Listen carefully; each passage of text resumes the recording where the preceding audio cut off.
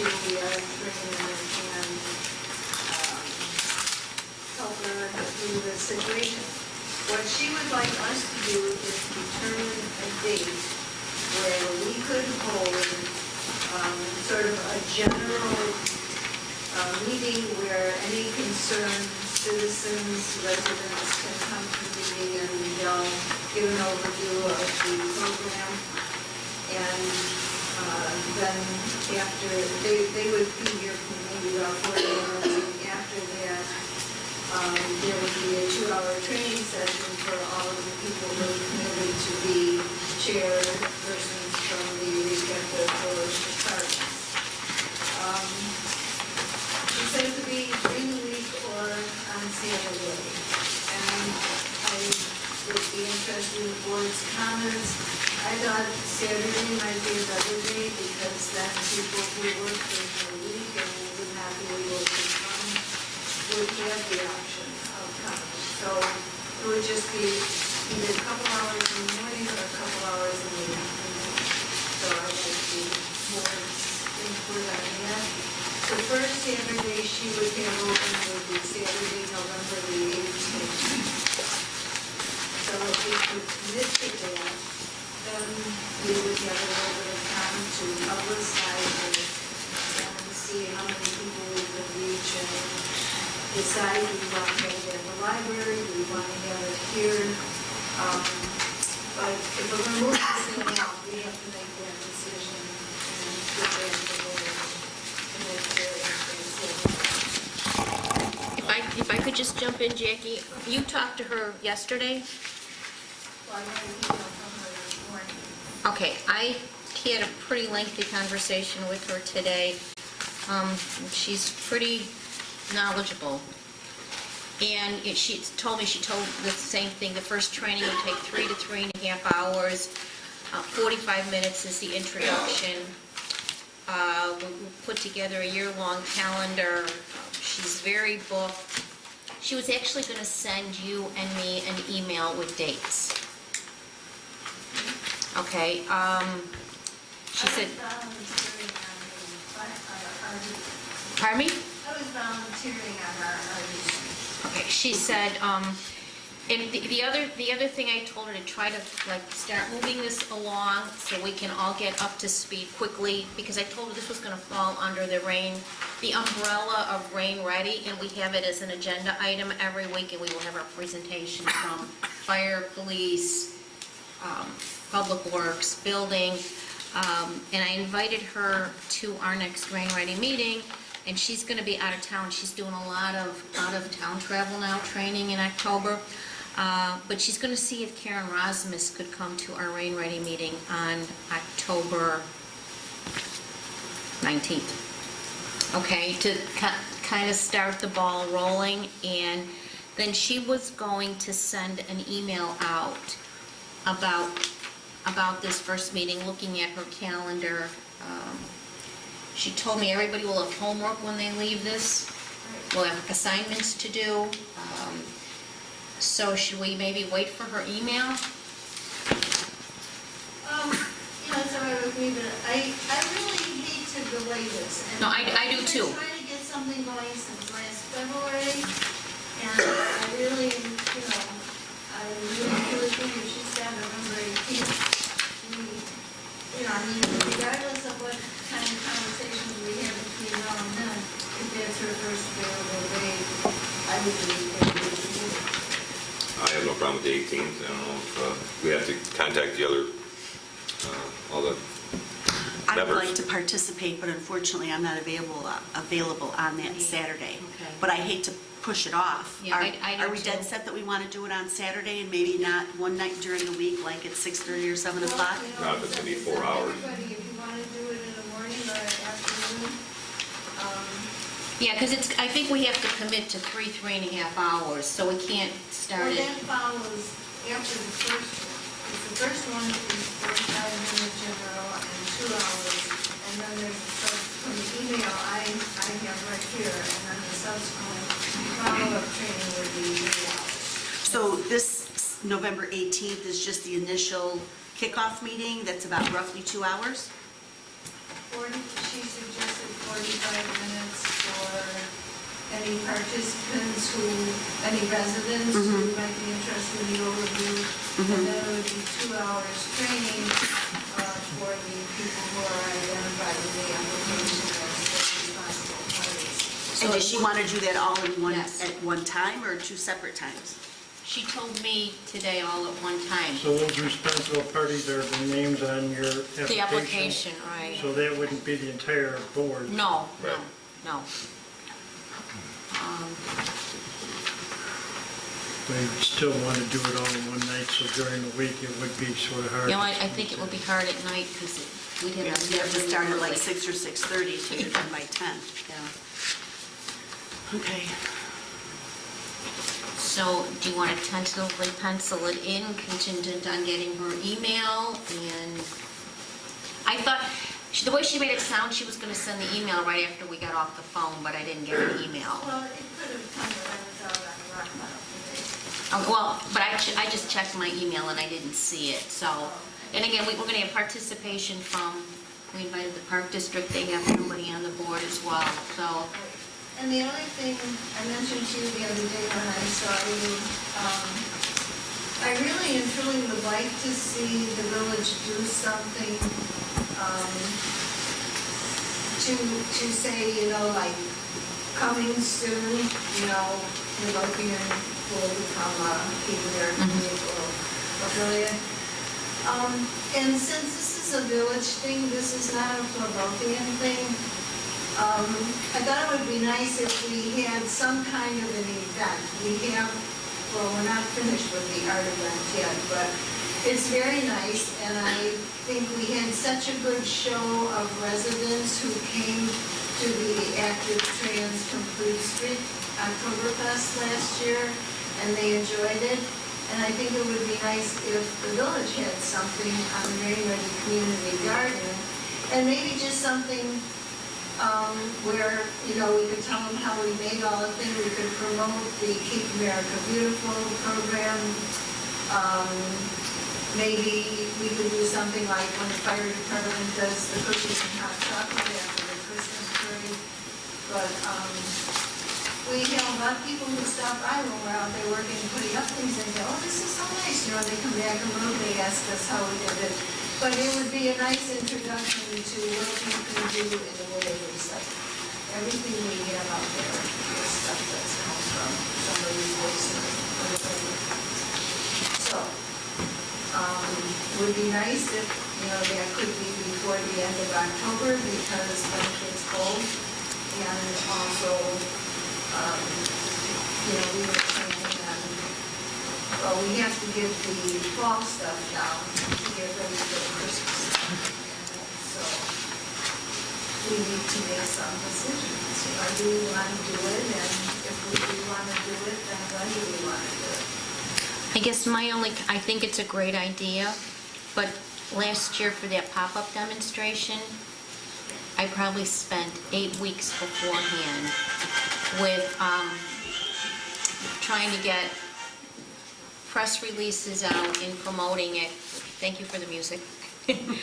I guess that would be my only concern, that we don't have enough time to really promote it. Well, then does that mean we don't do it? No, I think we just have to kind of think outside the box how we could do it.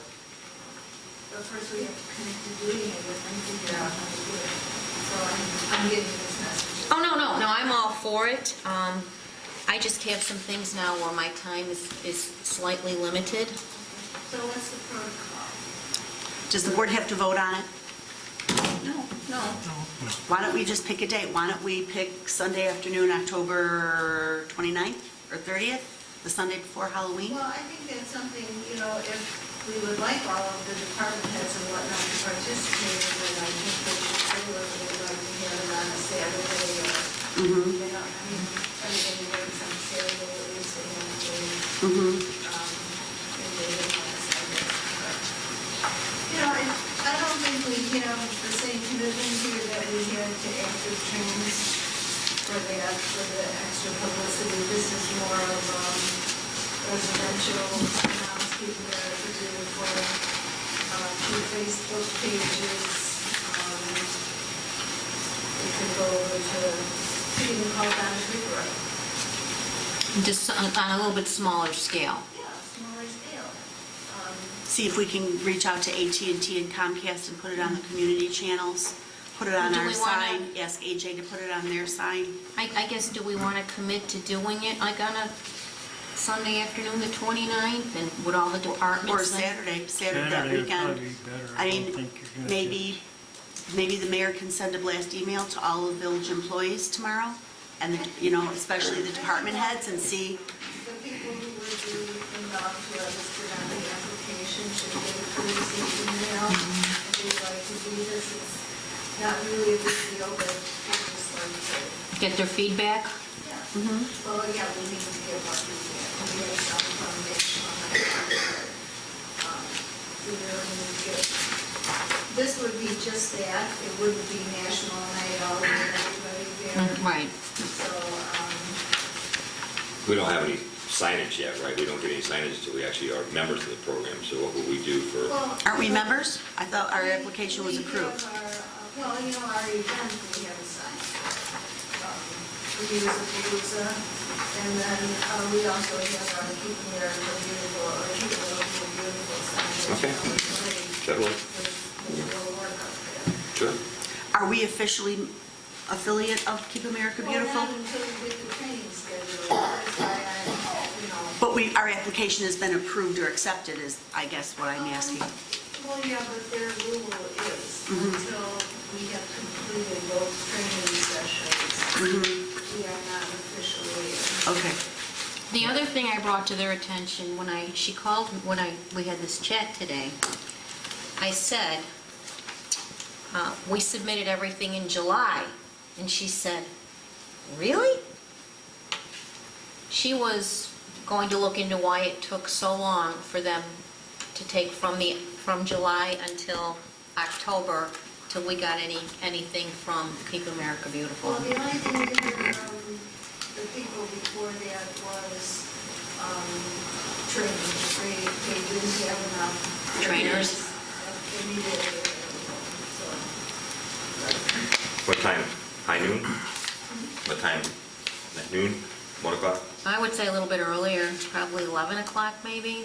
If we're doing well, if it's on a Sunday, probably Saturday. not. Probably. Saturday. Saturday. You want to do it Saturday Why or don't- Sunday? Why don't we email the And get some department feedback? heads and get, because they're the ones that are going to be required, or asked to be here. And put out an email recommending 11 o'clock on the 28th and see what we get. The 11 28th a.m. is Saturday? Yes. Maybe shoot a couple dates and see which one is Or the better. 29th, see if they would prefer Saturday or Sunday, give them an option. Right, does that make sense? Majority kind of rules? well, I don't When are you know. available, Lieutenant? Are we competing with Halloween activities? Yeah, I guess we have to look, I don't know that the Park District, their thing is earlier in the month. I don't think we have, 14th, when is their Fall Fest? isn't it the 14th, I think? Yes. Yeah, 14th, but don't they have something at the end too? 14th, yes. Nothing on the 29th? Good call. Good call, Gene. Yeah, the big sign that, All right. We'll get the ball rolling tomorrow morning. Anyone else? No? Oh, sure.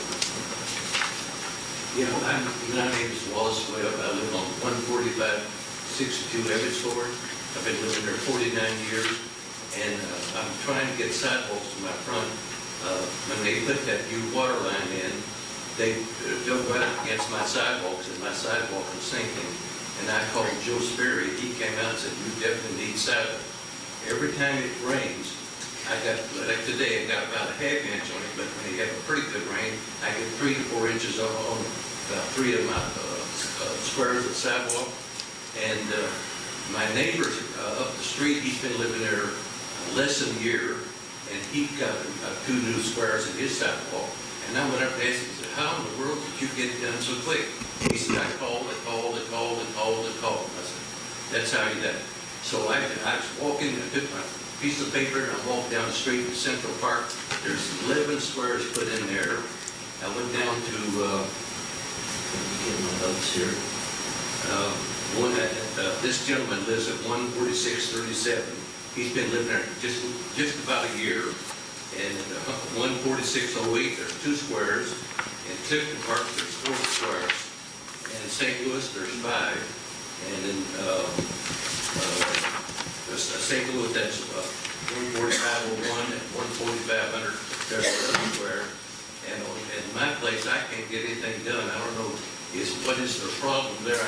Joey, he's been real cooperative with me, trying to get something done, but there's nothing happening. And I'm surprised that the people that go to the commuter train and going to school is not complaining about the sidewalks. Thinking when you've got 3 or 4 inches of water, you cannot walk on the sidewalk. You have to walk down the street. And when it gets real cold, I have to go out there and put salt on it to keep it from people falling. And when they put the water line in, they put the fire hydrant right in my front parkway. And they took it, had a little roller that rolled it back and forth. They rolled it on my front sidewalks, and they just did the number on it. And that's I don't know, probably 6 or 7 years ago. And I can't get nothing done. Is there any way I can go get something done with the sidewalks? We'll definitely check with Superintendent Spray. What was the address again? What was the address? 14562 Evans. All right. Would that be covered in the action transparent, Trustee Price? They're not doing sidewalks? They're just doing sidewalks? They are, but I don't believe that's covered. Okay. I will definitely speak with Superintendent Sperry in the morning and see what's going on with that. And how many squares do you need, sir? Or How many 4? squares do you think you need replaced? probably 5 or 6 right there in front. There's right where the fire hydrant, when they dug up against it, I mean, my sidewalks are down, and especially when they parked that little roller on the top of it, it really sunk it. And like I say, when the first rain you have, come out and look. And I guarantee you cannot walk down front of my house. And people going to the train, coming home and going to work, going to school and coming back home, that is a problem. Appreciate your time. No problem. Anyone else? All right, I'll close the floor to public comment. And Jose, you ready? I am. Excellent. Transportations.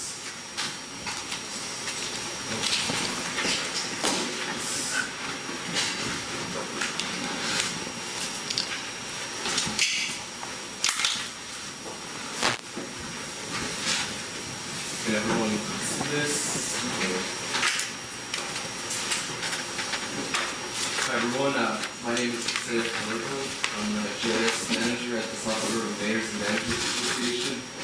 I've been with SSMA for the past 5 years, and personally attest to our unwavering commitment to providing GIS services to people in our region and the governments that serve them.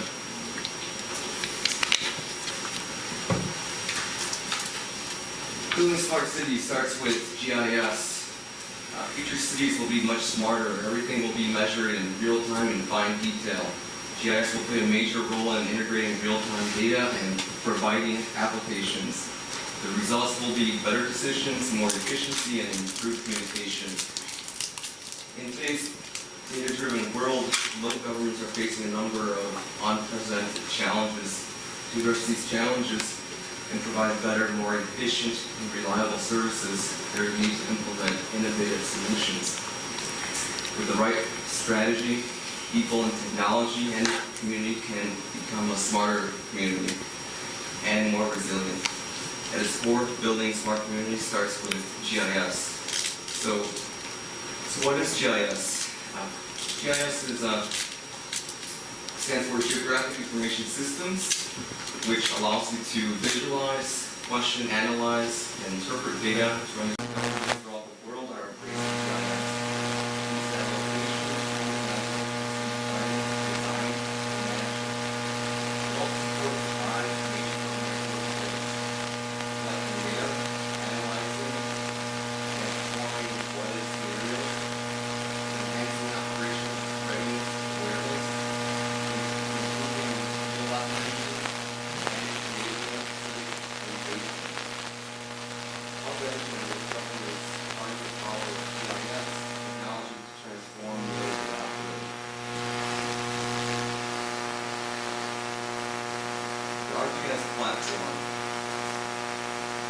step towards better, smarter decisions making for more efficient organization. It is a core component of our organization's on-premise and cloud-based mapping system, which includes ArcMap, ArcGIS Online, and much more. In leveraging the ArcGIS platform, you can benefit from ready-to-use maps. These ready-to-use maps you can access an unimaginable amount of data, which also includes high-resolution imagery and the highest rated demographic data. ESI, which is the company that creates ArcGIS Online and all of the other core components, also has a living atlas, which has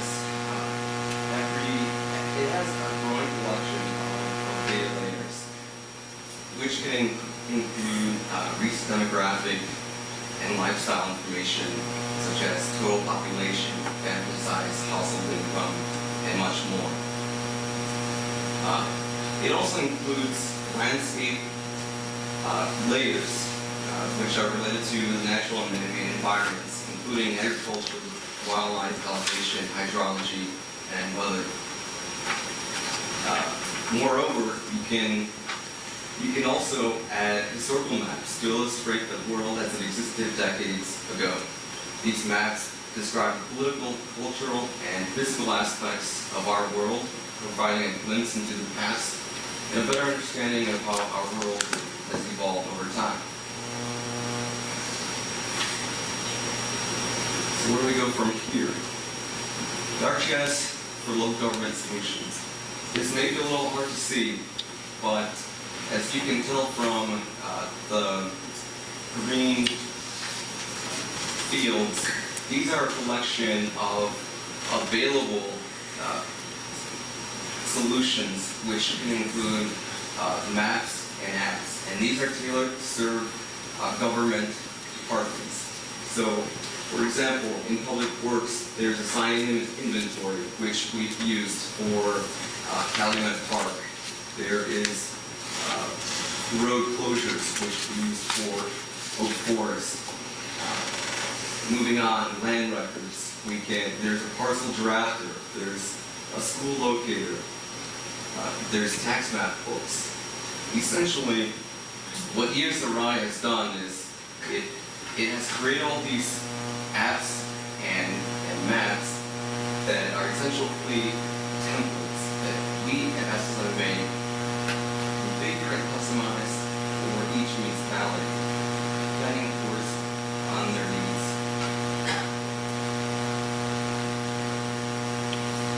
So what can SSMA offer?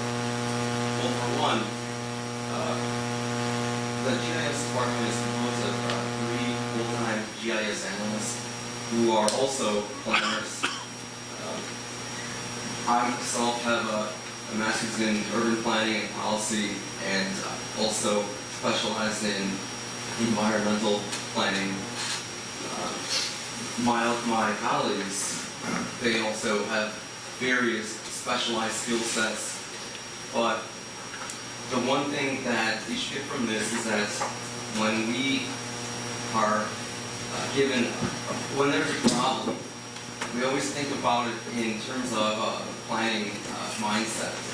And with GIS, it just expands our capabilities and our skill and our tool sets to address those problems. Our organization also has decades of experience working with the public, private, and nonprofit sector. This is truly invaluable, considering that these partnerships have been forged long ago and are still very much crucial for future projects and current projects. We're also using the latest hardware and software. At SSMA, since the inception of the the GIS department over 5 years ago, we've actually built a pretty robust and extremely extensive collection of data. Some of these data layers we get from the counties. And so we have a very close relationship with Cook County especially, and they provide us with data, and it's not readily available to the public. In fact, they do publish some data, but not all of it is available to the public. So in essence, you're getting data that isn't available, but then can be applied to your maps and apps, such as parcel information. And so the county provided us with a parcel data layer, which we then joined with tax assessor data. So the goal was, when you access, let's say, the Village of Midlothian's municipal atlas, and you want to know more about your property, you zoom into your location, and you just click on your parcel, and you'll see the boundaries, and there will be a pop-up that gives you a lot of information that comes from multiple sources all together. And there's also links that will direct you to the tax portal site and other sites. In addition, several key data sets we pay on a yearly basis, so that's at no additional cost to our consortium members. And some of these data sets are, well, they're pretty costly, but they're very valuable, such as the Dun & Bradstreet data, which provides business information. And so if we want to have a system that is up to date, we have to constantly purchase these data sets. But we're always trying to find ways in which we can offset some of those costs. And also, we do provide training and support at no additional cost. We work very closely with multiple municipalities all at once, and typically, if they have a request, we try our hardest to to meet those demands as soon as possible. And so, if that requires us to come out here and provide a training workshop, we'll do that. And it is actually our goal in the future to start having these monthly workshops that are available to anyone, and it will be partly informative, but also it will also show you how to use some of the applications which would be available to the public. So not all of these products are designed to be kept internally.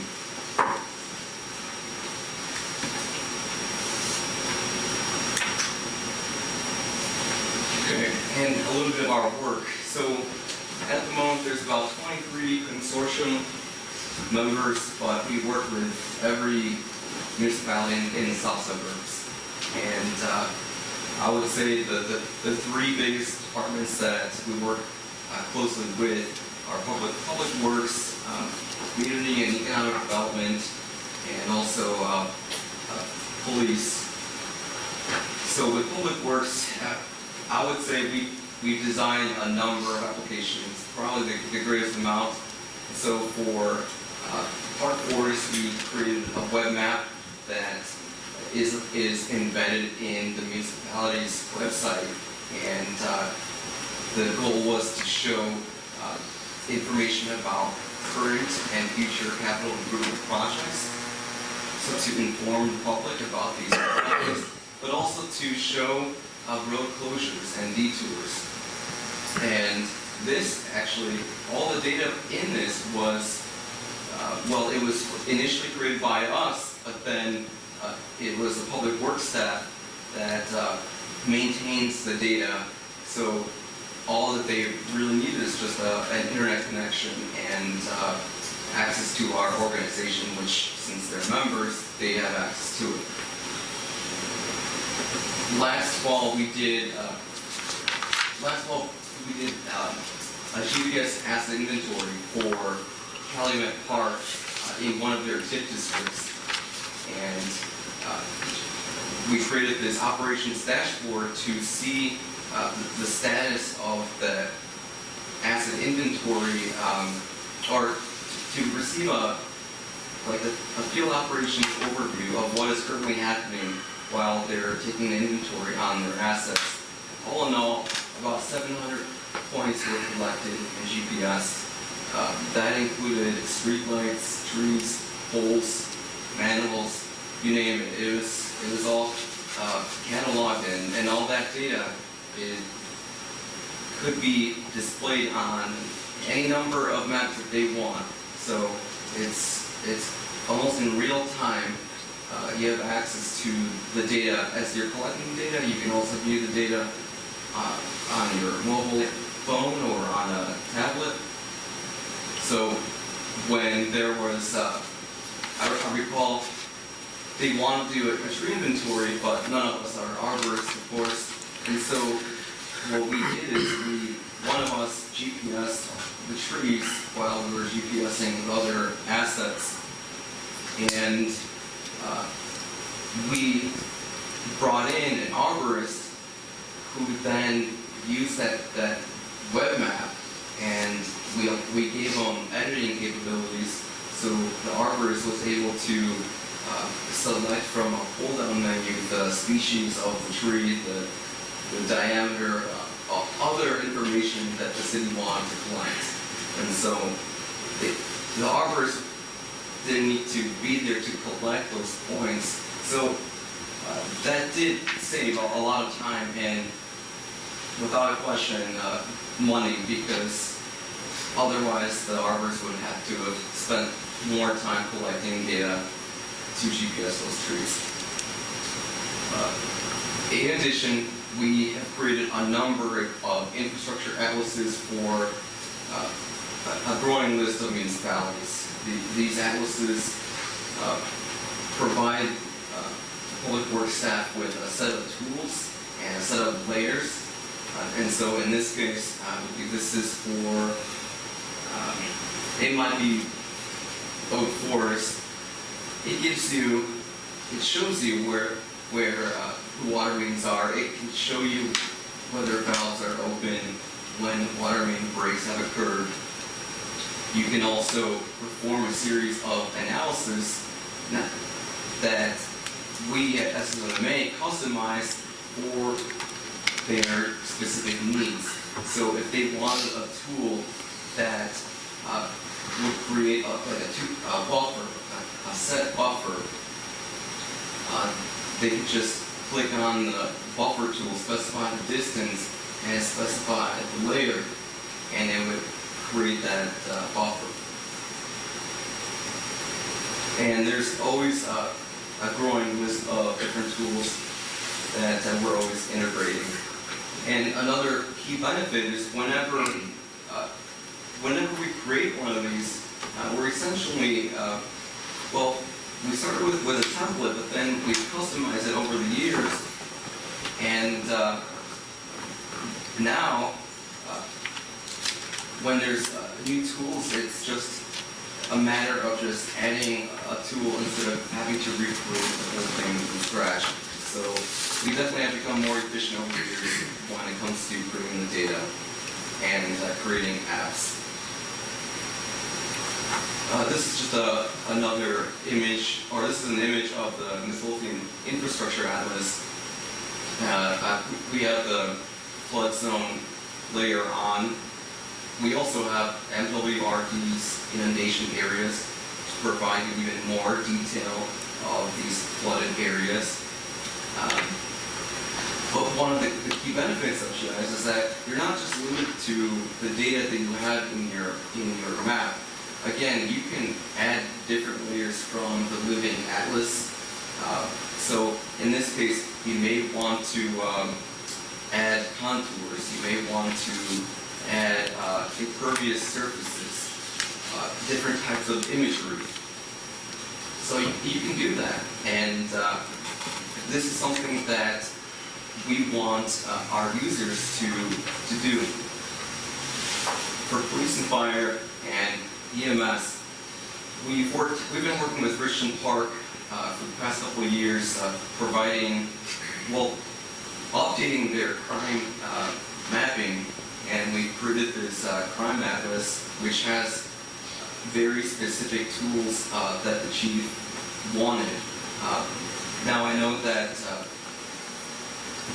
there's a difference between a computer-aided dispatching system and a GIS system, but I will say that at this very moment, we're working with Calcom on configuring their GIS and Spillman integration, in which actually that's what I'll be doing tomorrow. That's been a process, but we're hoping to be completely online in about a week. So this is something that, well, without these tools, it wouldn't have been possible. And so ultimately, this will create a more effective system. There's also this pre-incident plan dashboard, so you can actually see in real time your field operations, and you can also click on, for example, a building and view all the details relating to the building, how many floors, whether it's a hazard. Again, this is this is for pre-incident planning, but this data could be swapped into a different map with different layers. So let's say you want to just show all the buildings that have been inspected, that have been deemed hazardous, and you want to know where the closest schools are, and or you want to know how many of those parcels surrounding those buildings are residential, because you may want to contact them.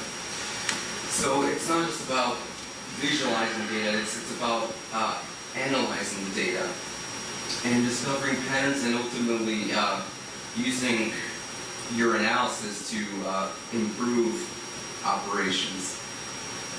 With GIS, you can also create response times and coverage areas. So based on the existing road network, I will say that the county does a phenomenal job creating data, and it's a daunting task, but sometimes it's incomplete, or sometimes it needs to be refined. And so when it comes to, for example, like address points, we're currently working with the county on updating the address points for all our municipalities. And so whenever that data is updated, well, it's not just updated in your specific map, it's also updated throughout our core product. So if it's a base layer and it's in your web map, and you access a different web map for a different city, but that same layer is still there, well, it's the same data. And so here with the response times, you can specify, or we could refine the road network to ensure that it's complete. Then we can perform an analysis to discover the response times using the existing road network, or with one that we created. Planning and development. So as part of the GIS consortium, Midlothian does receive a municipal atlas that we're always trying to update. Of course, we need to ensure that there is a relationship in which we receive data, so that we can update your data layers, because there's only so much that we can update per year, but the system becomes more powerful and it becomes more effective the more you are updating it. And not to mention that sometimes it's difficult to understand when GIS will be useful, but given our backgrounds and our experience, I can assure you that if there's a location, there's definitely something we can do with GIS. And so with these municipal atlases, It includes zoning, parcel data, it includes right-of-ways, public transportation routes, trails that we're always trying to update. A lot of these data sets we receive from different agencies or from the county or from the state. And so, so whenever we do receive that data, it's updated into your system. In addition, there is an ever-growing number of solutions that we can implement, one of which is this live, work, locate, which seems to gain popularity nowadays.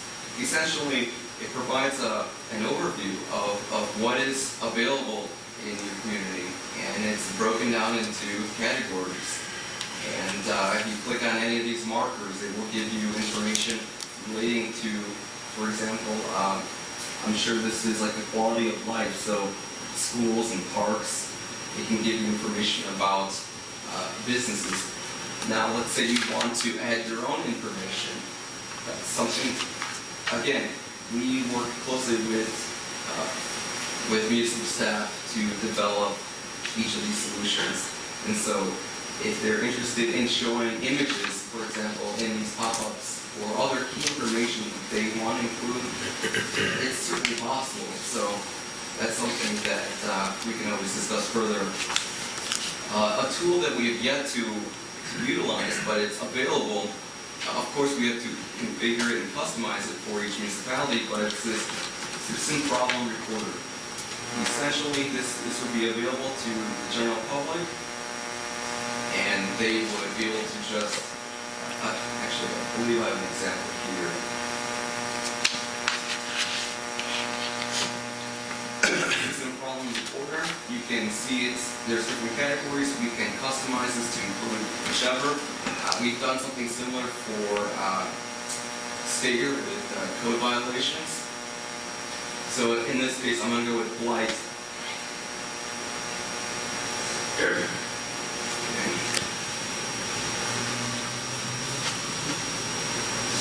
Here's the categories.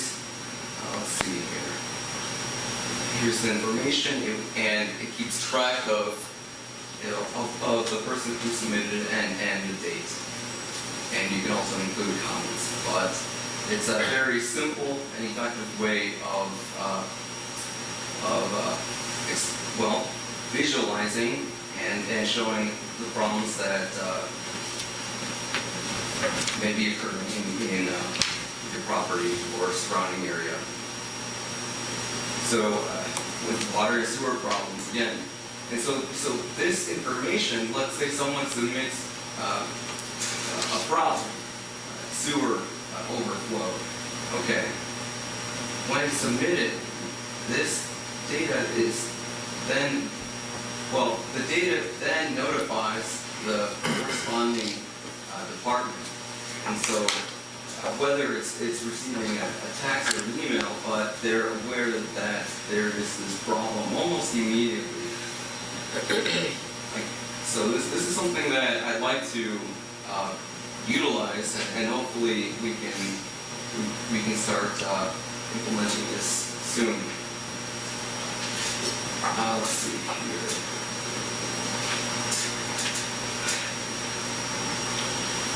I know that I don't have a lot of time, but I can make this presentation available to you so you can view some of these applications. Some of them are demos and some of them are existing ones that for municipalities, so you wouldn't be able to access some of these. This is the crime atlas, for example. I'll want to filter by the date. Okay, I'll specify the date. In this case, just this week's span.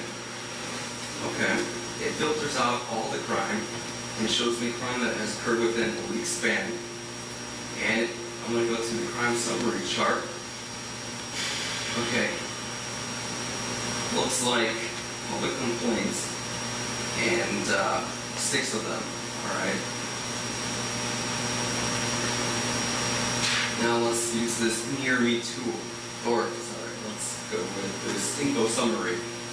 With this info summary, it can And this is something that you can just open up with your with your phone. So if you open up it with your phone, it will ask your location. And when it finds your location, it will populate, in this case, crime incidents, whether there's sex offenders and points of interest. So here, we've got 9 crime incidents in this area. Here, and sorted by type, date, and here's this. Okay, there's 2, and then I'm curious to know what's surrounding this area. 4 schools are nearby. So it's just a very easy to use tools, but it can be quite effective. So, that's a general overview of some of the tools that we've developed for some of our communities. Again, we pride ourselves in working very closely with each municipality and to see how we can optimize their operations, and certainly if it has location, then we can utilize GIS.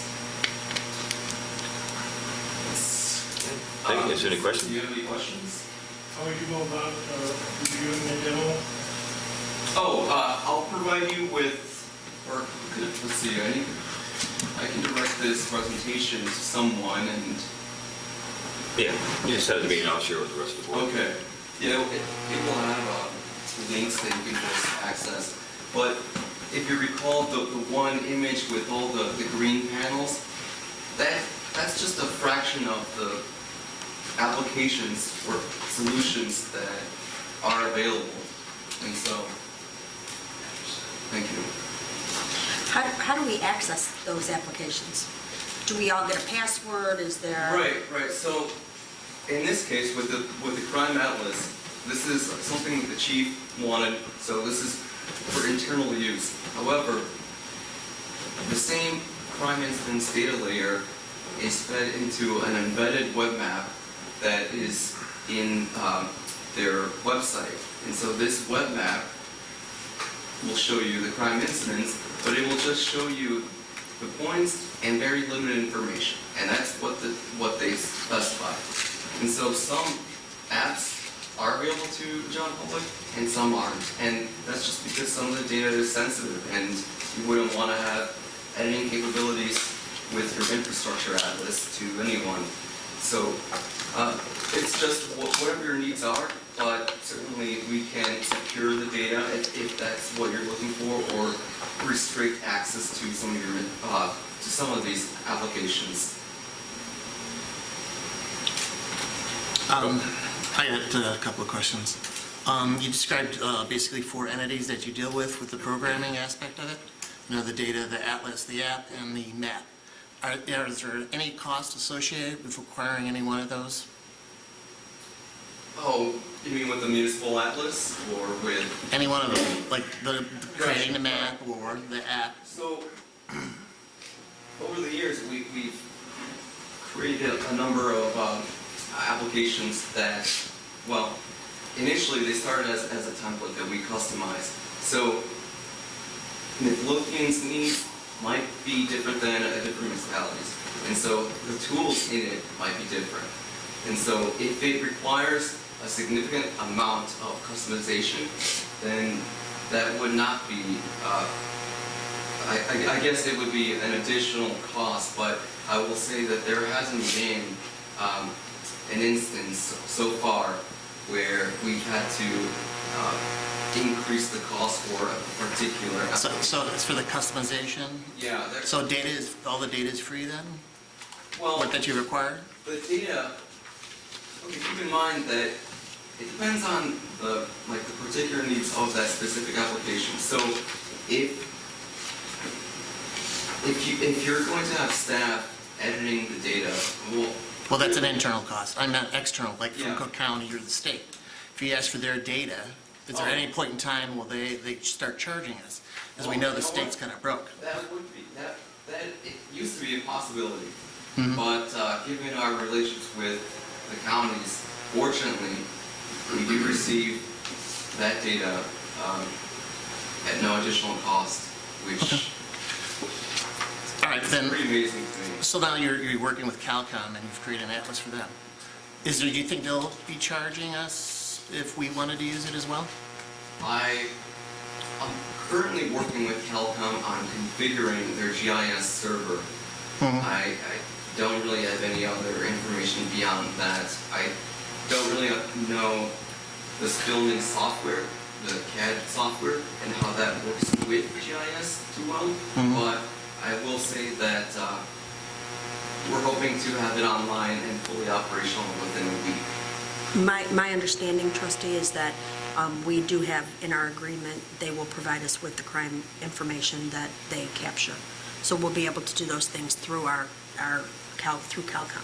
Oh, cool. Am I correct, Lieutenant? Yes, Yeah, I do know that Calcom had to purchase a GIS server, and that's just best Yes. practices. They needed to have their own Okay. server. So, Okay, so pretty much then everything is going to be like almost cost-free, except for when you make it do a little bit fancier stuff for us specifically then. yeah, exactly. Okay, And is there a specific rate that you guys charge, per honestly, it's on a project. project-by-project Yeah. basis? Okay. Like currently, we're working on, see, the technology is evolving so quickly that one, well, we need to continue to be at the forefront, but two, we do have access to a lot of tools that are readily available, that are free, and so we're trying to just, I guess, see how we can leverage the two and still be at the forefront in the geospatial technology world. So you want to be at the cutting edge, is what you're saying? I mean, if you aren't, then how effective can you be down the Okay. line? Well, then I got just one last question about that citizen problem reporter atlas, I guess. Yes. It lets you report multiple problems from the citizen level, and the output from it is basically an email then that we can assign to different department heads? That's Or- something- yeah, see, that's something that I need to look into further. Okay. The template is essentially there, so a database that needs to be populated with different data, with our data, right? But the application itself is there, just needs to be configured. And so I need to see what that output is, whether it's an email, whether it's an alert of some kind. How about a work order? You know what? That'd be something to think about for us. Right. Okay. I mean, that would make sense, right? That'd be my last question. Anyone else? Jose, I would like to do this. Jose, can you tell us your educational background? Oh, yes, I have a master's in urban planning and policy from UIC. I also have a certificate in geospatial analysis and visualization. I've interned at Boost Consultants. Actually worked there for about 4 years as an environmental engineer, and worked on a number of projects, mainly in Northwest Indiana, that we're implementing, and have been with, again, SSMA for the past 5 years, and it's been a challenging road, but I enjoy it, the kind of work that I do. Thank you, Jose. Really appreciate it. Thank you, send me Jose. the, Thank you. Thank you.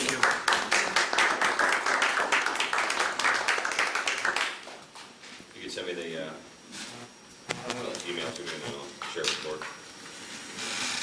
Thank you, sir.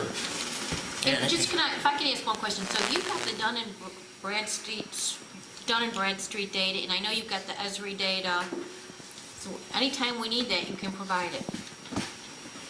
Pretty much for anything we're working on. If somebody comes to us and says, hey, we need to know the demographics on this, or we need, it's not just the mapping, you've got the data that you can give us. Yeah, it's not just maps, it's not just web maps, it's also access to those databases, or in the case of like Cook County, having access to that data that, I mean, it's not available to everyone on a yearly basis, and certainly they wouldn't be giving that out to just anyone in the private sector, not for this entire area. And so I think that alone is just something to really think about, because that's a really valuable data sets there. And I know they're very expensive. That's very expensive. Very- And everybody who quotes about economic development, that's the first thing that's the first resource they look at. That's a very expensive thing, and we have, when we talked about it before, that's really expensive. And if we can get it from SSMA, that's going to jumpstart our economic development for downtown.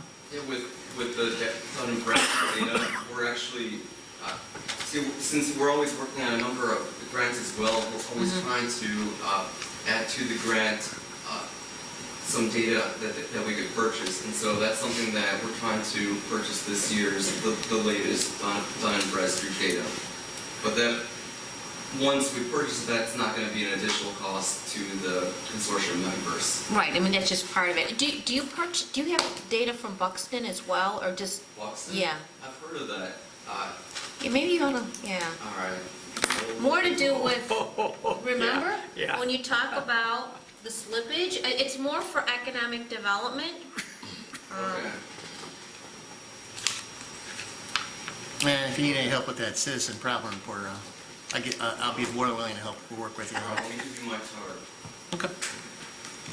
All right, we're going to move on to trustee business then. And it looks like this side of the table has more on their agenda, so if the board doesn't mind, I'd like to go backwards clockwise tonight. Oh, So, Trustee Crowley.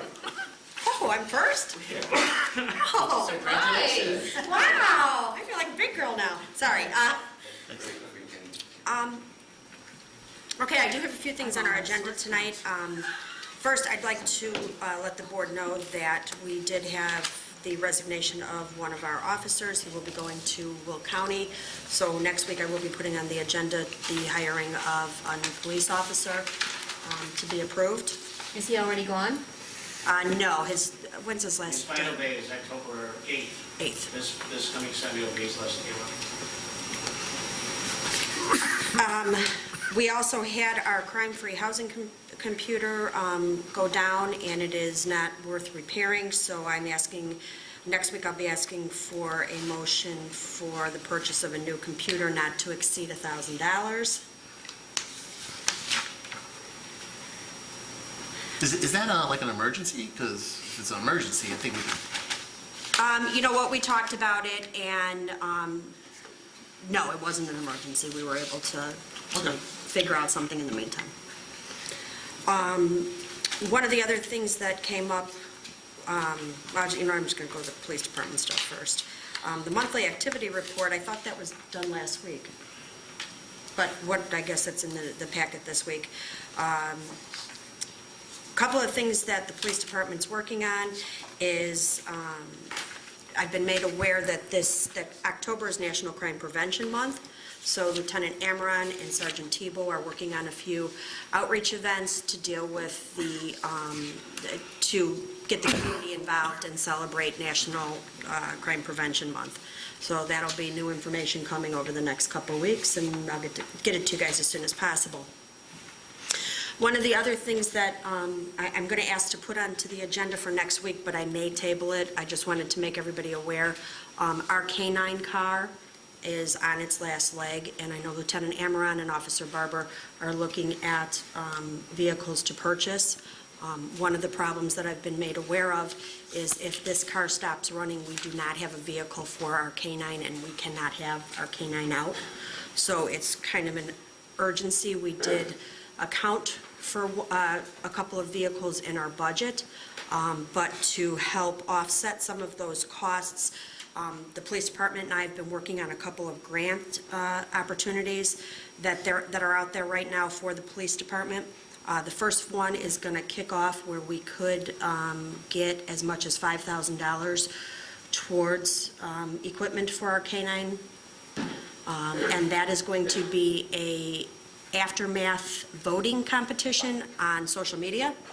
Lieutenant Amaron has registered the police department, and I believe that kicks off on the 11th. Is that correct, Lieutenant?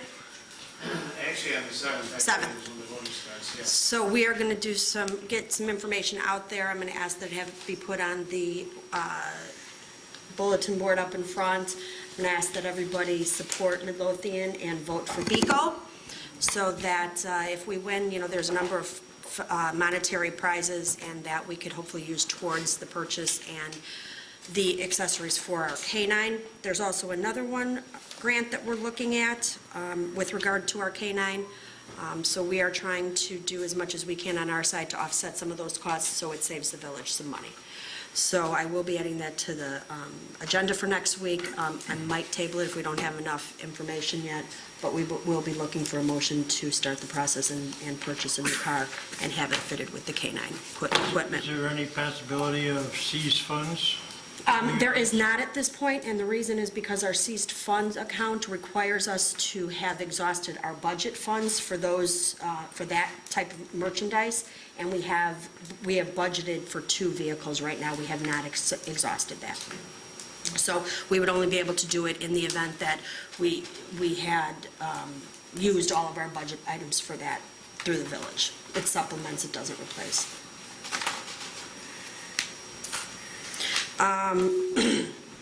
Also, I brought up a couple weeks ago, I've talked to the attorney a couple times. Next week, I'll be adding to the agenda a vote for the intergovernmental agreement with the joint task force with, and I know I'm going to forget somebody, Blue Island, Posen, Oak Forest, Midlothian. And this will be a joint gang task force that the 4 municipalities are joining into to combat crime that's crossing the borders. So I will be You putting said Blue that. Island, Posen, Oak Forest, Midlo? Yes. Did I forget one, Lieutenant? Do you know of? Honestly, I think you've got it covered. I have to look myself in the Okay. message. I'm not sure if it was. Okay. Yeah, I think it was 4. There might have been a 5th, but Attorney, do you remember? I'll have that to you before you're done. I'm going from memory. I don't know, it's not that good these days.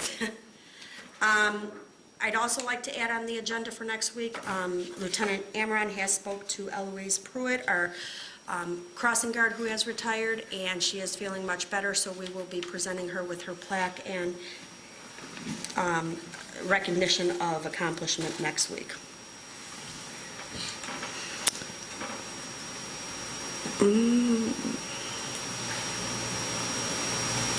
Am I forgetting something? Feels like I'm forgetting something.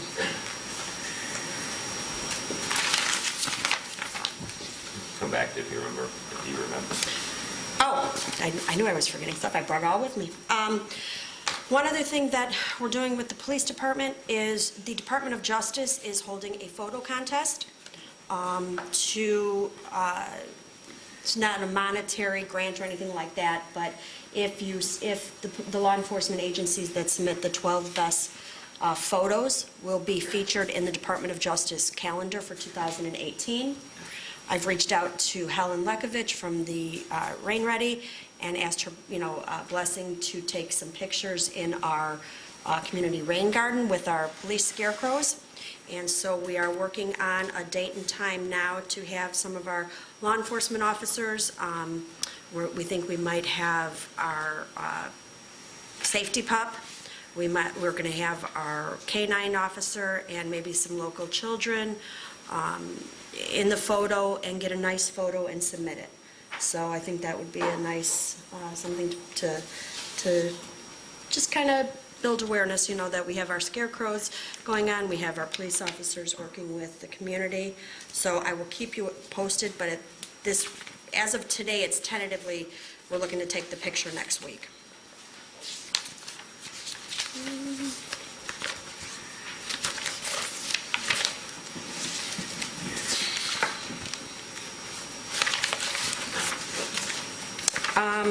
A couple of questions that have been brought to Trustee Cavney and I. We have been working since I think we've both been appointed regarding crime-free housing. I know that we had a presentation here a couple months back. There's also been some questions brought up regarding, how is our crime-free housing program? What do we do? Are we compliant with a lot of our ordinances? Trustee Cavney and I have both extensively reviewed the crime-free housing program. We've also worked with our attorney, and we recently reached out to the Illinois expert in crime-free housing, who is an Officer Gulisano. Gulisano from Palatine. And basically, the 5 questions that we've asked of her is, what is your expertise? Are you an expert in crime-free housing? What is the intention and the idea behind the crime-free housing program and the workbook? What is required for a landlord to be compliant, especially with Midlothian's program? What our current ordinance, what with our current ordinance would allow a property owner to be fully certified and be able to distribute and display signs? And did she have any recommendations or see any deficiencies in our program?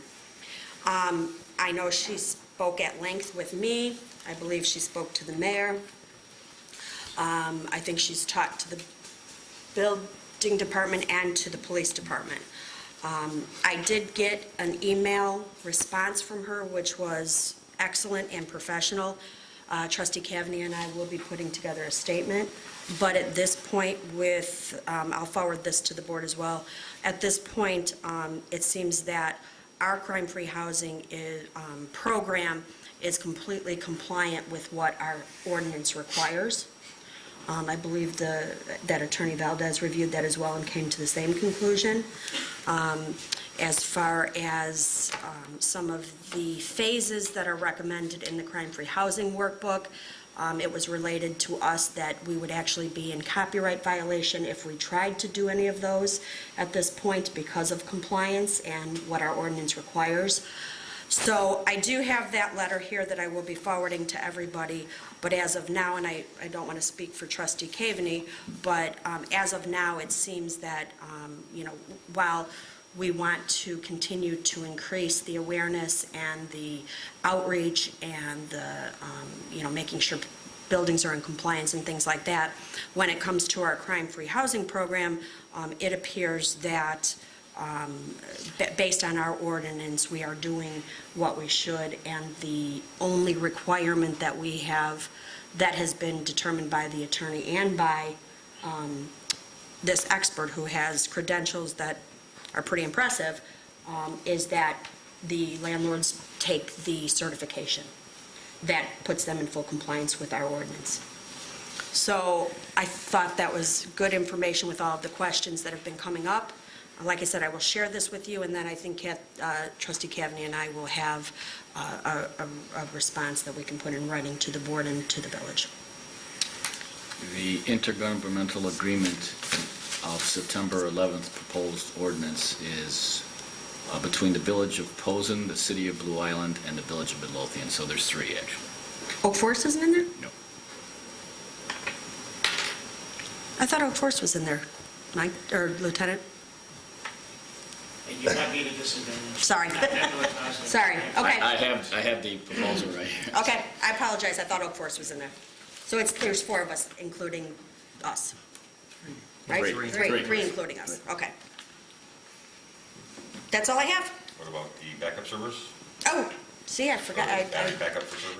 I get done with I'm so used to rushing, I don't know what I'm doing here. I would say, backup service. It was brought to our attention that the battery backup for the server room in the administration and building department went bad, and it was buzzing and beeping. We did have Proven come out, and they did a temporary replacement with hardware that they had available to loan us. It looks like it's going to be about a $900 repair to fix it. So we're getting all of that information put together now. I'm getting a proposal revised from them, and I'll have that out to everybody as soon as possible, but for next week, we'll be putting that on the board to make the purchase. We'll need the amount. Yes, I'll have you the proposal to you once they revise it. There were a couple things I wanted revised on it. Thank you, ma'am. And that's it. Trustee Kelly. So let me apologize for my coughing. I'll try to get through this. First item is approval to enter into an agreement with Robinson Engineering for Phase 3 engineering services for the RTA Access to Transit Grant, which consists of sidewalk, crosswalk, pedestrian lighting improvements with IDOT. IDOT is going to be involved in this, so I'd like to make that motion. Is there a second? I'll second. Any discussion? Roll call, please. Trustee Killy? Aye. Trustee Kreis? Aye. Trustee Kaveny? Aye. Trustee Crowley? Aye. Trustee Gillis? Aye. Trustee Ivan? Aye. Motion carries. Next item is approval for Roy's Landscaping to proceed with landscaping improvements at the metro station for a total not to exceed $8,300. We met with Roy's, I think, last week, and basically what's going to happen is he's pretty much going to rip out the bushes and next year see what we want to do with it, and then mulch some trees and so on and so forth. So we're not doing too much improvements, but we are getting rid of the trash collector juniper bushes, and then we'll look to see what kind of improvements we want to make next year in that area. Is there a second? I'll second it. Any discussion? Roll call. Trustee Killy? Aye. Trustee Ivan? Aye. Trustee Kaveny? Aye. Trustee Crowley? Aye. Trustee Gillis? Aye. Trustee Kreis? Aye. Motion carries. Thank you. The next part I'll throw to Trustee Ivan to explain why we're not going to consider this right now.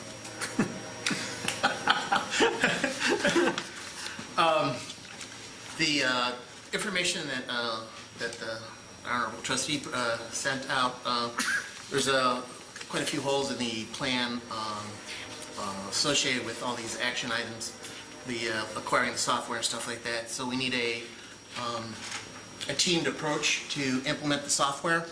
So basically, we need a project manager that's from Proven for the IT side of it, and the hardware and for the planning, and what the impact would be to our infrastructure and future changes that we are going to be implementing down the road. Then we also need a specific individual on the Public Works Department that should be also a team person or totally in charge of the project. And so basically, yeah, we need to put together a project plan for the whole thing, because not all the costs are included in here.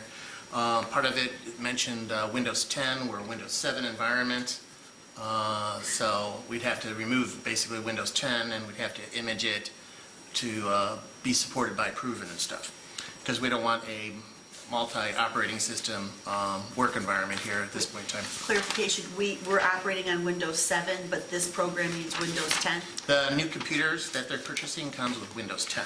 Oh, but the village is using Windows 7? Yes. Okay.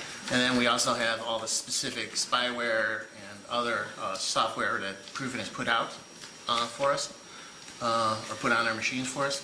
That would have to be also imaged in there.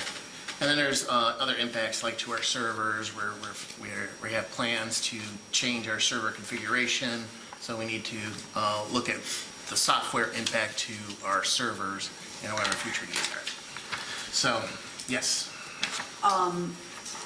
Not sure what the purpose of having the tablets was for, other than the guys being out in the field to be able to do stuff. Can they still get the tablets and use the tablets with Windows 7 and with whatever software they have now? Not at this point in time. It would be unadvised. It would be bad to get a portion of the project without defining the full project.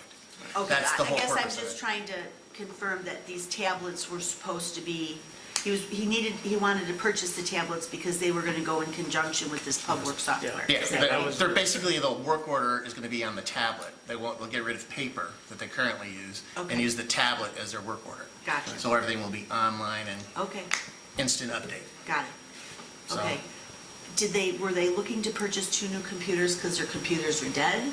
Or again, No, was it would be just to upgrade them to. upgrade them so that they could, so all of this Software. hardware purchase is just to support the new software purchase?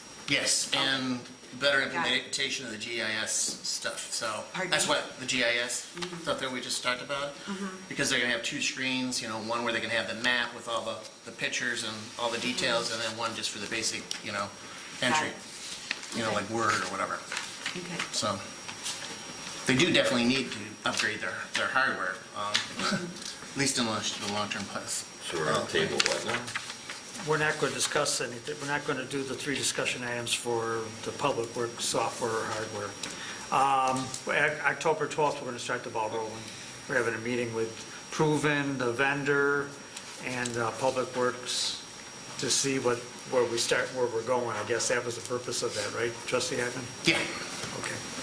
All right. Let me start with the end of it. In Community Garden, we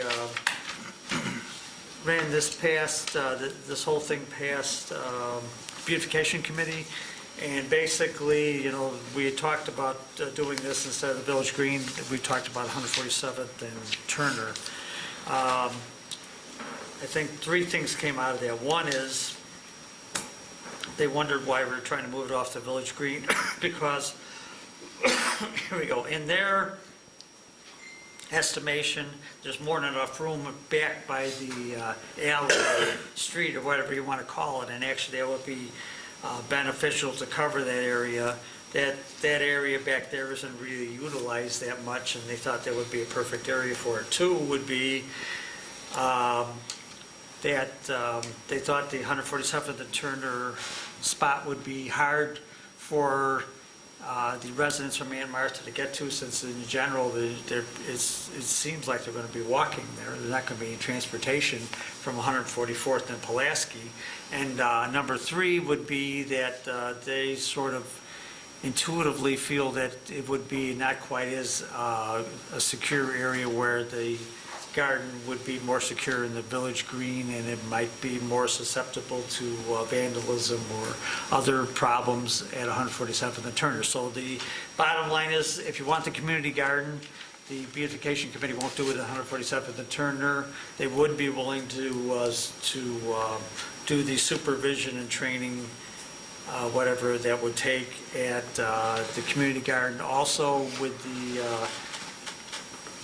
agreement with Aunt Martha, they would help move the boxes also in conjunction with Public Works. So they would move that, but we have to realize also that, again, now I support this wholeheartedly, but again, the people that are going to be helping out at the community garden are clients of Aunt Martha's. Poor people who are being under, they may be under treatment right now for substance or alcohol abuse. And Aunt Martha's has an excellent record of working with communities in these type of gardens. But again, just so the board knows, they may get questions about who these people are and where they're from and what's going on. So, you have to be prepared for that. I do think it's a beneficial thing, landscape-wise, and also just as a community service project that Midlothian has at heart. So when the Aunt Martha's clients come over to work on the garden and, pull the weeds and water it and plant it and I'll take care of it, will there be a representative from Aunt Martha's with these folks? No. So they're going to be on their own? They'll be on their own now. Beautification would be willing to do the training and minimum supervision. In other words, sort of guiding them what to do and where we are with that. But there's no stopping them from coming over anytime they wanted to. No, they would be doing that hopefully on a schedule. And these are raised bed vegetable gardens? Yes, Not vegetable, flower gardens? vegetable, and overall in a vegetable garden, you try to make it look nice. Nice. Okay. You try to make it look nice. So there's definitely going to be decorative Okay. parts of this, but the primary thing is Who vegetable. supplies the box and the dirt and the flowers and the vegetable plants? Aunt Martha. So Aunt Martha's going to provide all the supplies? Aunt Martha will pay for the supplies. What does that mean? We will have to buy them. We have to buy them, and Martha, we basically will, and they have the boxes already made. We'll have to price out the materials and the plants, give a purchase order, I would think, to Aunt Martha's. They would pay for the materials based on that. And then basically, we would buy them and bring them to the site. Do we have a proposal in writing from them about how this is all gonna work? Because you had brought this up a week or two ago, and I'm still a little confused on how this all is operating. I understand that we're working in conjunction with Aunt Martha's to provide this opportunity of a service project to their clients, so that's fine, but Well, it's mainly food, mainly you're getting them food. They're growing their they're own gonna be food. growing some vegetables, and it's gonna be For the poor people. for their consumption. Yes. For the Aunt Martha's clients, which is fine, but Aunt Martha's is gonna reimburse the village. Who has to go pick up these boxes and put them in place and put the dirt in them? And then who's gonna come and plant them? Public Works will have to pick up the boxes and probably the dirt, but again, these people can help set the boxes up, put the dirt in there, plant the plants. Basically, that's what they're trained, that's what they're gonna be trained to do. And how big of an area is it, Don, that they'll be using total? They're seven 4x8 boxes. Okay, I guess my concern is that Public Works is very short-staffed. They barely have enough time to tend to the rain-ready garden that we have. So we're relying on village volunteers to take care of it. But now we're taking on this project with Aunt Martha's, which is going to require more Public Works employee hours that they don't have to give, they don't have time to tend to the garden that we already have, but now we're going to have to be required to ask them to tend to these gardens over here. So I think, overall, I think the project would probably take, my guess is about 2 hours. I mean, it's 144th and Pulaski. They pick up the boxes, put them down, the dirt, they bring the dirt. Okay, so once the boxes and the dirt is in place, then they don't. They're have to- out of it. It's just No, that Public one-time Works thing. isn't doing a thing Oh, past that. okay. Is there a way to get a overlay of what it's gonna look like if we know the size of the boxes, how many? I mean, I'll draw it up. I just wanna see it on a piece of paper Sure. where it actually. Sure, I think that's a good idea, sure. Where it would be and how it would look. What Sure. it's gonna look So like. that you said there's 7 boxes, and what are they? What 4 size by are they? 8. 4 So- feet by 8 feet. Yes. Are So they it gonna looks like go it's on about the two- north side of the alleyway or the south side of the alleyway? South side. Along the sidewalk. So it looks like it's about 224 square feet. Yes. But they're going Well, to the be, alleyway's gonna break off, so it's not gonna be on. But I mean, they'll have to have spacing in between there. Just the boxes themselves will be 224 square feet. There'll be spaces there in won't be between. spacing in between, there'll be, because a couple of them are gonna be higher because they want handicapped people to be able to, Well, they have to have at least a foot or 2 in between each box so you can walk around them. Are they gonna be butted right up against each other like this, or like this? they'll have access to them. Is there a water source over there so they can water them? Yes, The hydrant. There's a- Hydrant. Okay, What if they stop taking care of it, then what? yeah. it's over with. Then are you gonna go pick the weeds now? All right, so you're You gonna, know, overall, Aunt Martha's done this in a lot of different communities. They've never, as far as I know, they haven't had any problems. I mean, Park Forest, there's one in Oak Forest on Reynolds Avenue. I mean, it's not like this is the first rodeo they've done. This is something they do all the time. It's job training. Pardon me? It's job training. Yes. And also food training. And They give food them training. food for the poor I'm just people. gonna throw this out there because when I was working at the Park District, I tried to get a community garden at 144th and Central Park. There's a piece of property there that is not being utilized by the Park District. That has a hydrant right on the corner, that is actually right around the block from your house. That is a very large piece of property. 144th and Central Park. Yes. by the Thompsons? No, wait. Yes, across the street from the Thompsons, there, by the tollway sign that's right up. Oh, yeah, okay. Billboard. All right, okay. that whole piece of property, Park District does nothing but cut the grass because it's not being utilized. It has been utilized for 20 years. It was donated by a family, and And the Park District owns it? Park District owns it. It would be an ideal spot for a community garden because there is plenty of open land. It's in walking distance. It would be a straight shot down on 44th. 44th, yeah. There's a hydrant right there that could be hooked up. I mean, it would be great to be fenced in if there was ever a sponsorship for getting chain link fence. Because most of the community gardens that I'm aware of, because I did some research on this when I was working, is that they're more in an isolated area. You don't want them out in open because they can get easily vandalized. Right.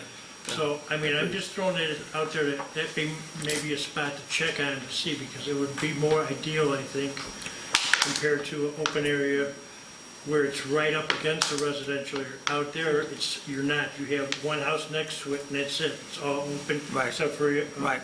commercial business that just opened behind on the east side. Okay, done.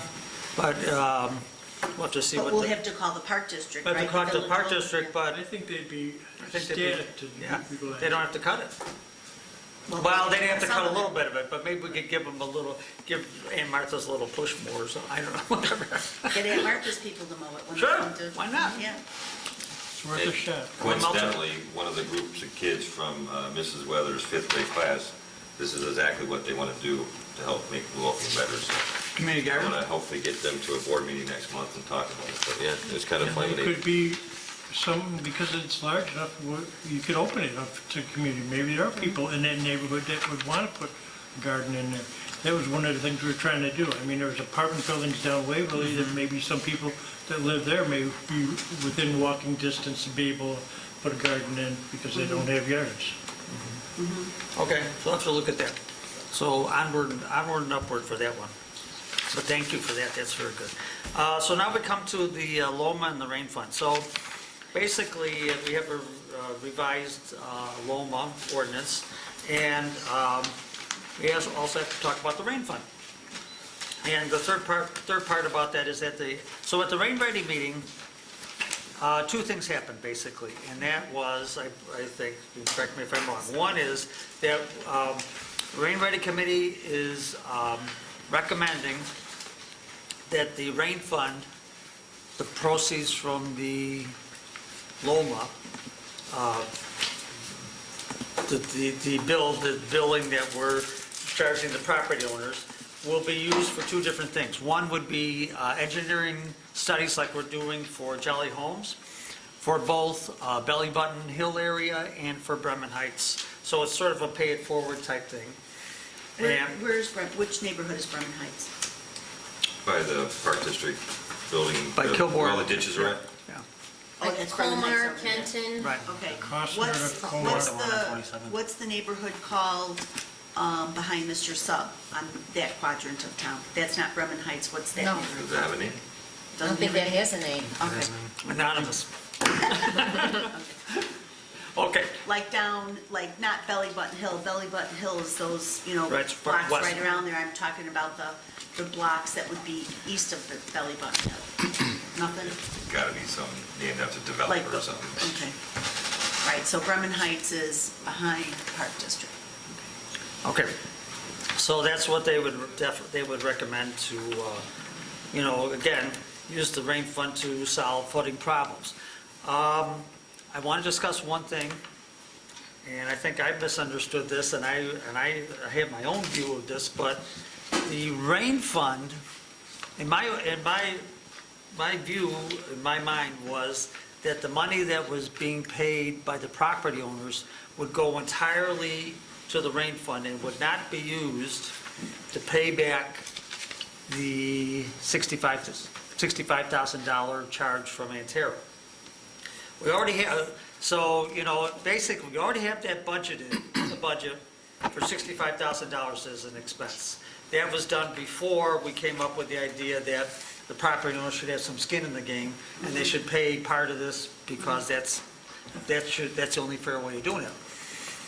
I think I'd like to ask the board if they would consider not repaying that $65,000 and using the entire proceeds of the money to create the rain fund, and you're actually using the $65,000 theoretically as seed money, and hopefully we would get, Well, I thought that was my understanding Okay. all along, is Okay. that the village was going to, because Antero has to be paid, well, the village was going to pay them for phase one, which was the $9,000.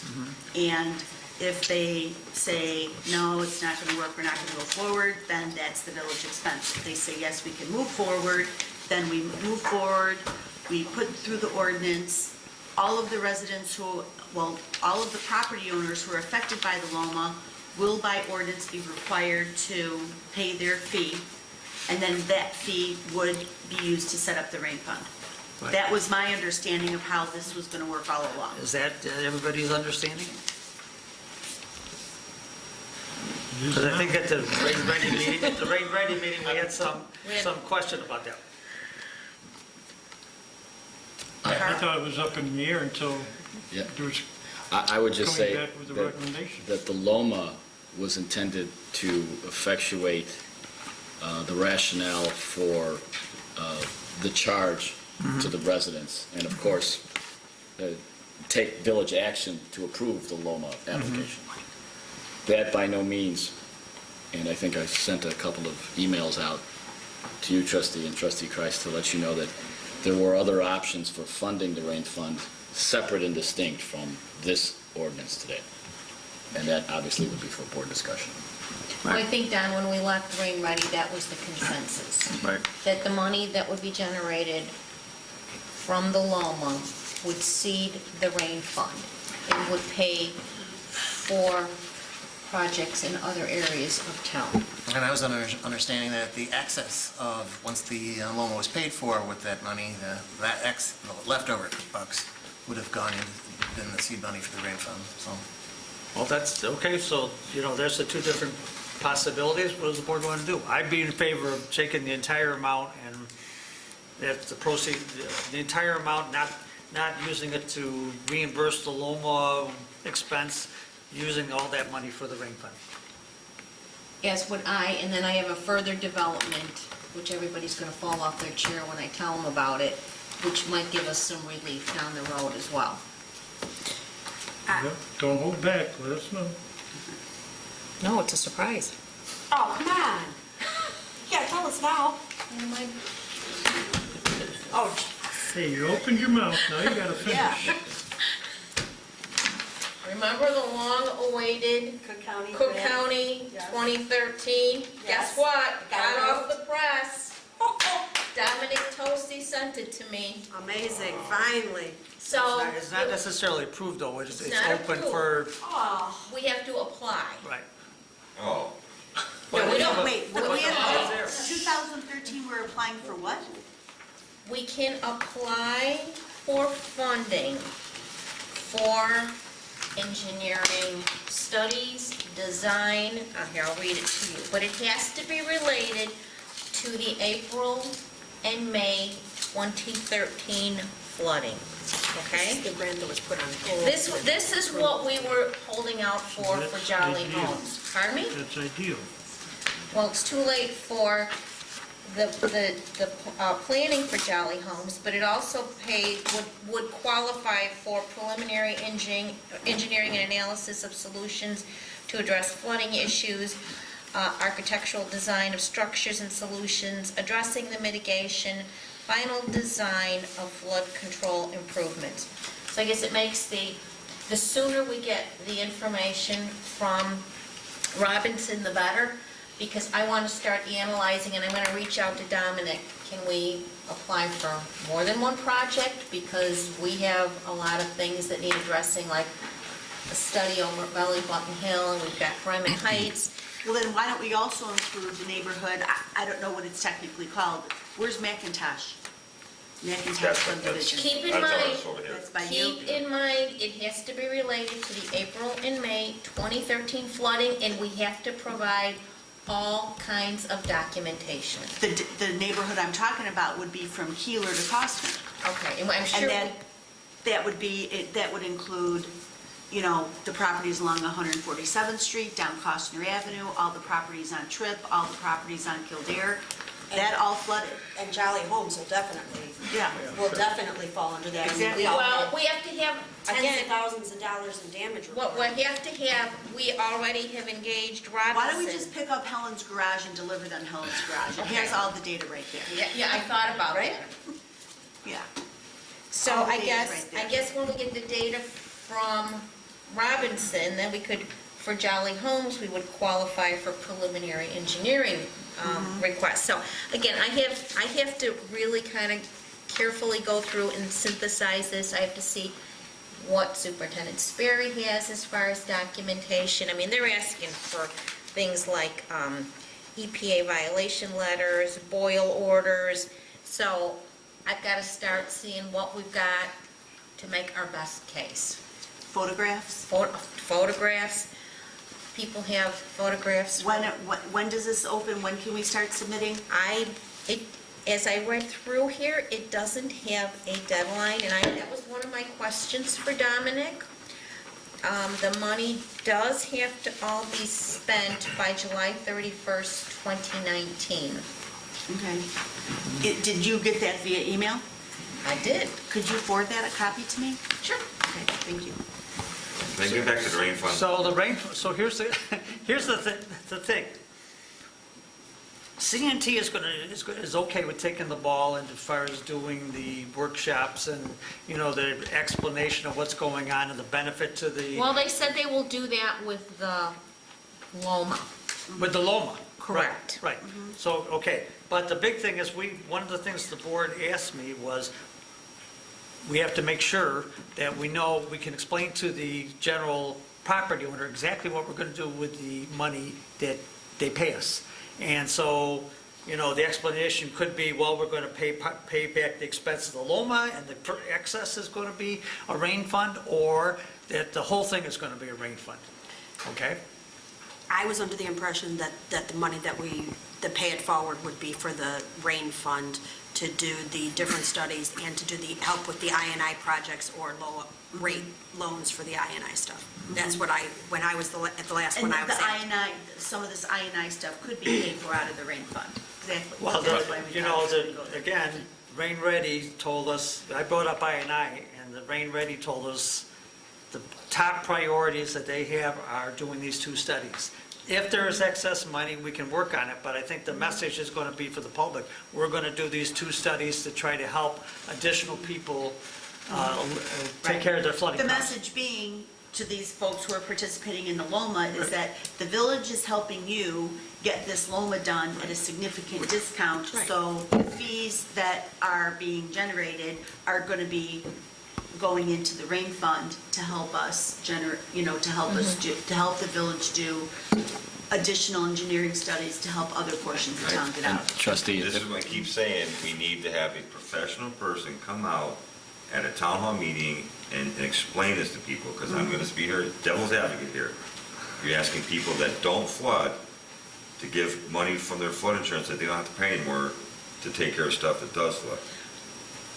We need a professional, not just someone from CNT, but we need real estate agents. We need a team of people there to explain what I happens to think your we're all property. on board with you. None of us are disagreeing with that. And We're all on board with Hal, it. Hal, Yeah. Hal Sprague's an attorney. Right. I don't know how much That's more. what we need. Well, we need CNT, And we that need would be- Robinson Engineering, Yes. Lenny File. and Lenny File. Right. Oh, Lenny could When we- explain anything. So can we put a date on that town hall meeting? Well, we're still, We still, well, we still have a little bit more work to do. All right. Well, I agree with Carl, we need to start cracking on that. We need to have that town hall meeting like end of October, beginning of November. We can't keep talking about it, and not having a meeting. We need to, if we need to put the pressure on ourselves to get it done, let's go ahead and schedule a town hall. And- So let's But schedule. before we schedule the town hall, I'm gonna let trustee Killily finish his business, but as part of the town hall, in the packet that I forwarded, we have this to discuss, which is this letter and a copy of the Rain Ready Guide, okay? We had discussed that we need to, before we do the town hall, there are handful of residents in town that are aware of all of this flood mitigation stuff that's been going on, okay? So in order to break it out to everybody, we need to send a mass communication out to the whole village. And we had talked about sending out the citizens guide, and Mayor, you had asked somebody to write a letter. Well, as part of our community rating system application, we were required to come up with a draft of a public notice, like a public education notice, for lack of a better term, for the public. So that's where this draft of this letter came from. And I, just so everybody knows, when we were finishing up the CRS application documents, I drafted this letter, but I also sent it to the mayor to let him know that I was drafting this. It's going to be part of CRS, you know, and we have to send this.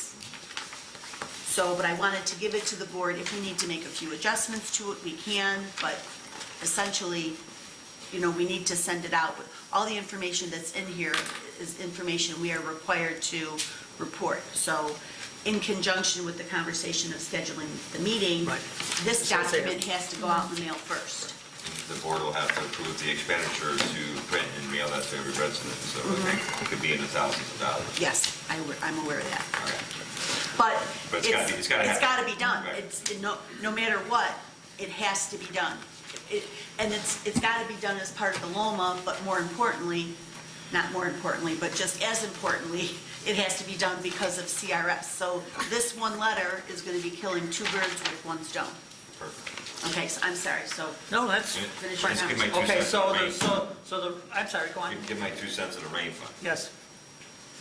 That the seed money from whatever we get from the Loma people is not going to be enough to cover everything that we need to get. It's going to have to be a surcharge on the sewer, on your sewer, part of your sewer bill. That's why we're just limiting it to these two things. There's rain, Right. we have a rain fund and we have a rain fund.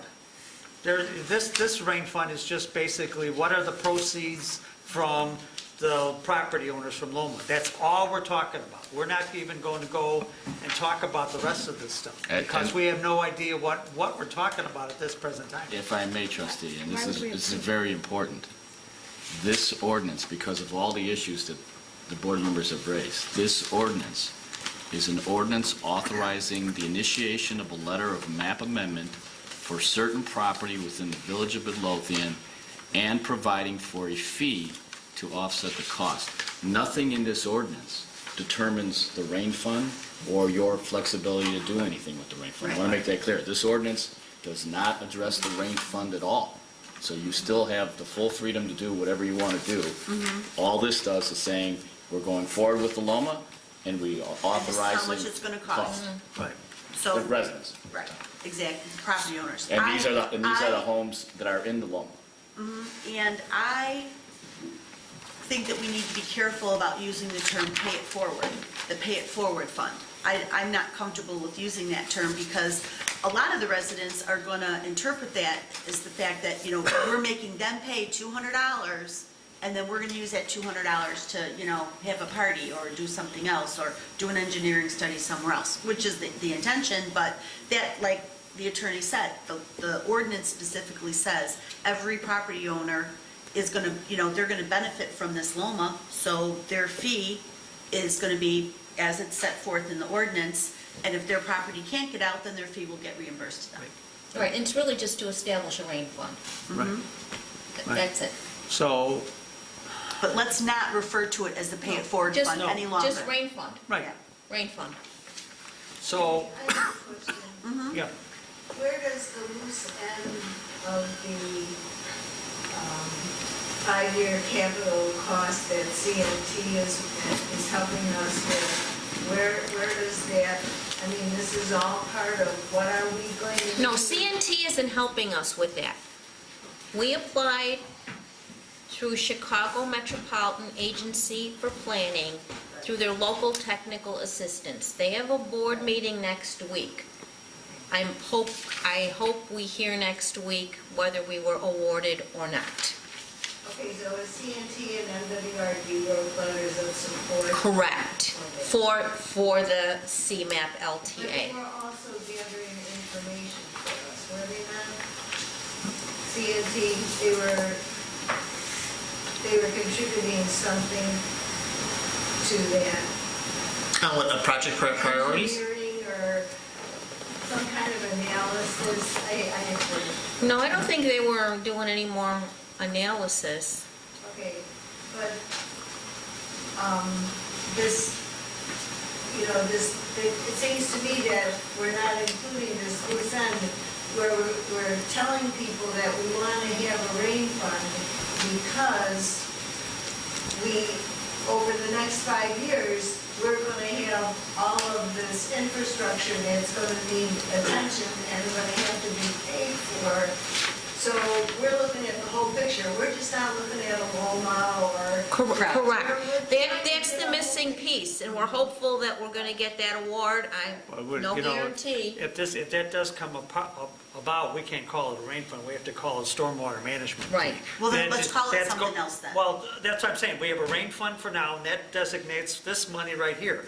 But after that, it's gonna be a stormwater management fee. It isn't gonna be a rain fund, it's because you have to, Well, why don't we call it a stormwater management fund right now? it isn't. Why isn't it? And I don't Because we think- don't know and I what we're don't doing think- right now. I don't think it should be stormwater management. It should be infrastructure management, because Well, it's not. whatever it is, we can't tell anybody anything, because we We don't know don't how know. muit's gonna cost. This is why we need a professional to come on here to tell us what we're doing. No. But right now, all we need to do is focus on the ball. Keep focus on the ball. The ball is, we need to have a Loma, we need to get this money, we need to do the 2 studies. After that, that's gonna take another year to figure that out. It isn't gonna be like a professional's gonna come out and say, if we get this grant, you have it's gonna be, you have an engineering firm that's gonna have to figure out Right. and try to pro forma the costs of all Just this like stuff. they did with the last LTA. Right. It's not gonna be like somebody has the answer, it's gonna be an engineering firm has to figure it out. All right. If you don't, We don't know what it's gonna be, and we can't tell people anything about We it don't know because what we it's don't gonna know. We have no idea what the cost is gonna be. We the have no cost idea of what? the cost of the stormwater management. Of our Right, infrastructure we have needs. no idea. We have no idea how much it's gonna cost. We have no idea what the fee is, and if we talk about it, we're crazy. Or what the projects are. We have no idea. right, right, you know what, guys? But what we do know is that, just like we hired Robinson Engineering to do a study in Jolly Homes, we're also gonna hire Robinson Engineering, what I think I heard you say earlier, is that we're gonna hire Robinson Engineering to do a similar study over in Yeah.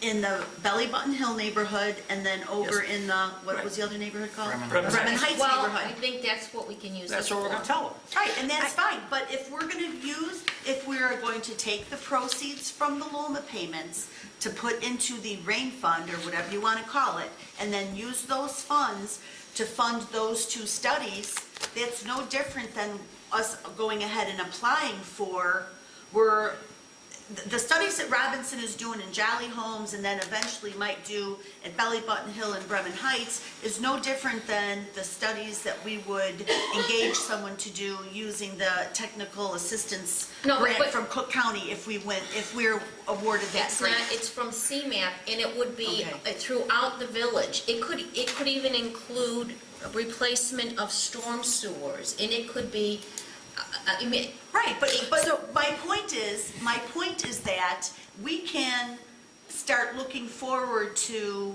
documenting or writing up a outline of what our next steps are and what our next goals are for those neighborhoods, just like we did with Jolly Homes. It's no different. Unless I totally misunderstood, when we were here for the Loma meeting, and I think all of us were there in person or by phone, what we discussed with the Rain Ready was that Robinson Engineering was here. The concern was with doing the Loma, we wanted to, recoup some of the money so that we could go forward using that money to, one, follow our plan with the Rain Ready plan to establish a rain fund. Robinson Engineering, Tom Nagel was here and said, and you could also include in that things like your studies or I&I projects that are gonna be coming up, we're never gonna know what those, we're not gonna ever know in advance. We're gonna always be playing catch-up with those. So whatever we call this fund, it's a multitude of things. Right. It follows the rain-ready fund that we, or plan that we adopted. It It designates. does cover stormwater management. Yes, it helps us It get covers low income infrastructure, or low interest loans for things. I mean, this fund is gonna do all of Here- that. Here's the thing. People are gonna be out there and they're gonna ask you, what are you gonna use this money for? You're not gonna use it for anything else except those 2 studies. Right. Well, we're Okay. not disagreeing All with right. you, Don. Well, how do we know that though? What if we get the study money from Cook County for that? Then we wouldn't use it That's for that. different. That's a different fund. No, it's No, not. it's not. No. The money that these people are paying, what is it going to be used for? The money that they're paying is used to help get them out of the floodplain. And- That's what it's for. No, it isn't really. They're paying, They're reimbursing the village for putting in the money up front. The residential property owners are paying 200, the commercial property owners are paying 300. Right. It's all going into this fund, and then we are gonna use this fund for future flood mitigation projects, which includes which would include a study in the Valley Button Hill area and the Bremen Heights area, similar to the study that Robinson is doing in Jolly Homes, right? And that's the end of it. Okay. That's the end of it. There That's you what we have it. tell them. But don't bring up the rest of it because we don't know what we're talking about yet. Don't That's bring all. up the rest of what? Stormwater management, we don't But know. we do know. But We do know Don- that these are things that we're gonna have to address. Those Yeah. 2 things. But we're not gonna have 2 different funds. We're not gonna No. have a rain-ready fund and a stormwater management fund. No, it's all gonna be the same fund. Just let's leave it alone. It doesn't matter, we don't know what's going on. That's all we're gonna do at this meeting. Here's what the money is, end of the story. We don't know much else about what we're doing right now. Even to talk about it would be crazy. That's it. Well, Now, let's go. After 2.5 hours, we're a little crazy, but Yeah. yeah, but it's okay, Don. We Okay, can still but talk about it.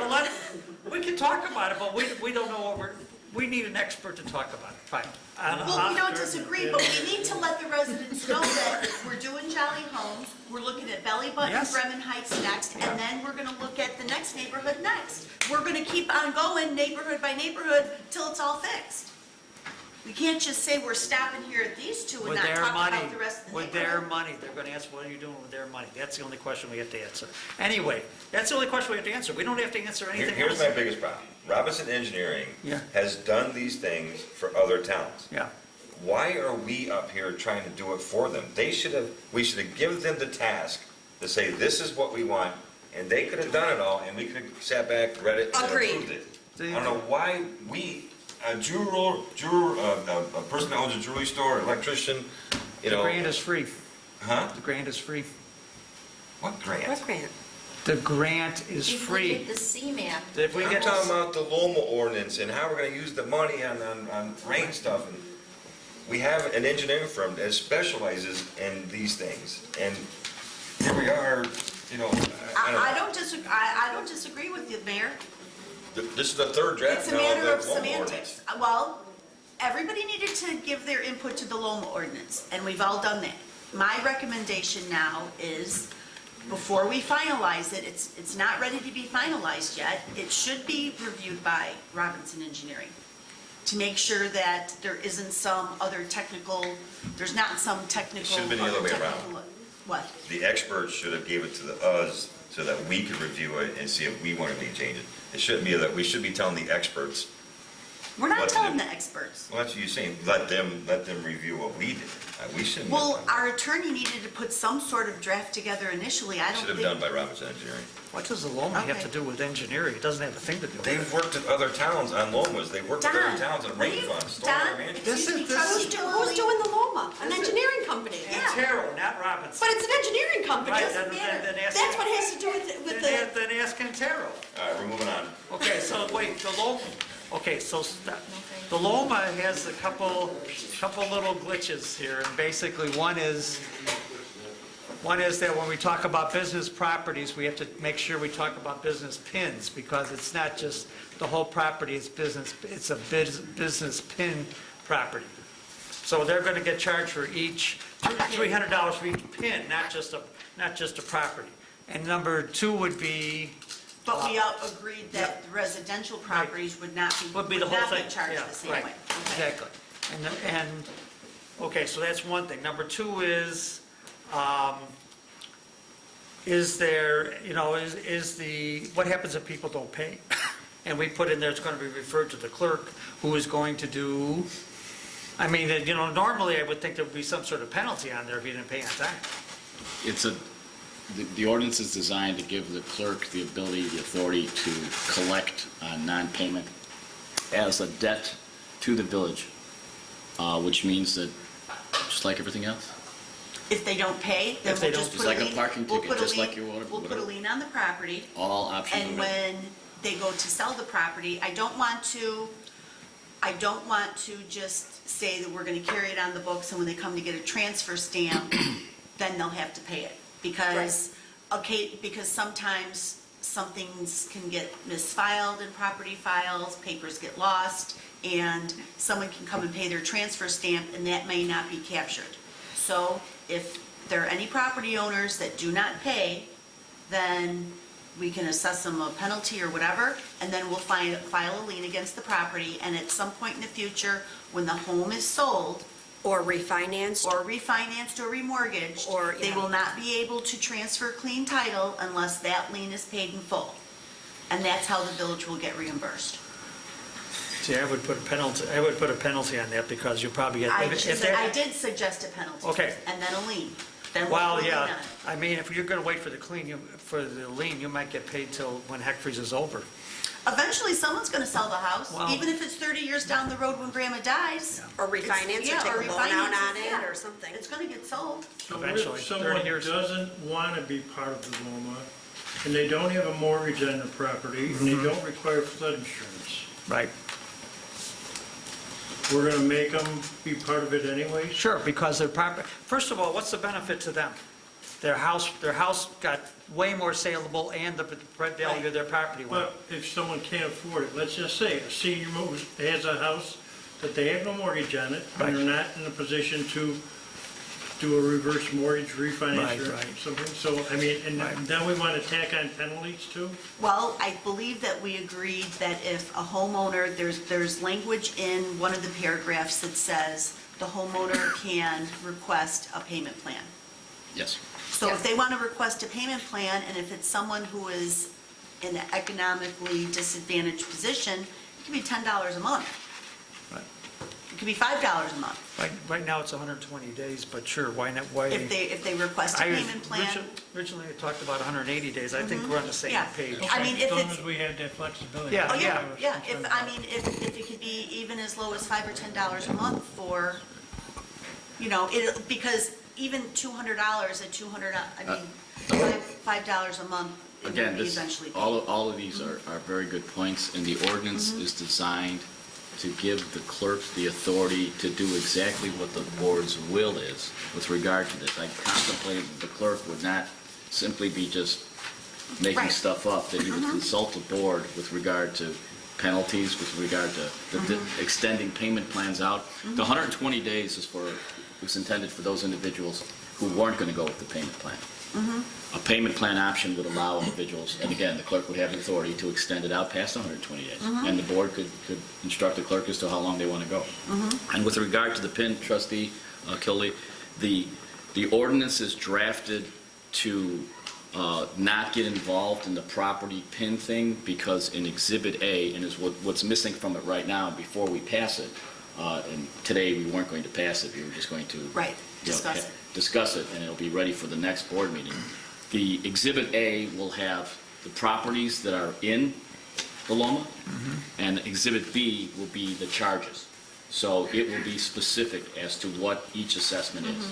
The board is essentially going to be passing a specific assessment for each property. And that's why I didn't want to get into PIN versus parcel versus, we're going to have it in Exhibit B. Exactly who is covered and what they're charged. There may be more properties than what the exhibit is, but I understand what you're saying. Well, the exhibit is going to be the map. Well, again, they may add a couple properties if it's, Like which when ones? they do the study, Which properties? contiguous. contiguous property. Then, you know, I mean, okay, so we don't think this property will come out, but now that we're doing the map and we did the study, we think we can get this out too. It's not, they don't know everything. They know, again, they haven't done the study yet, so some of the properties, they may say, well, no. Some of the properties that are contiguous to it, they may say, well, this works too for them too. So, but I think if that's the case, we can make an amendment. Yes, absolutely. So the And map's that- just a guesstimate then? Pardon me? The map is just a guess? by the It's an engineer? educated guess until they start doing the work. Okay. Okay, well, my recommendation is if there are no other major changes or revisions that any of the board members have, my recommendation is that Attorney Valadez send this draft along with Exhibit A and Exhibit B to Robinson Engineering for their review. They're still our engineer of record. They're our vendor. Now, Antero is the vendor for the Loma, but Robinson Engineering is our village attorney. And I strongly feel that they should review it, review the ordinance, and let us know if there's any other technical language that needs to be added. Sounds good to me. Fantastic. Amen. Done, Anything else? done. Oh, jeez. Aren't you glad you went first? Are we done? Sorry, what was that?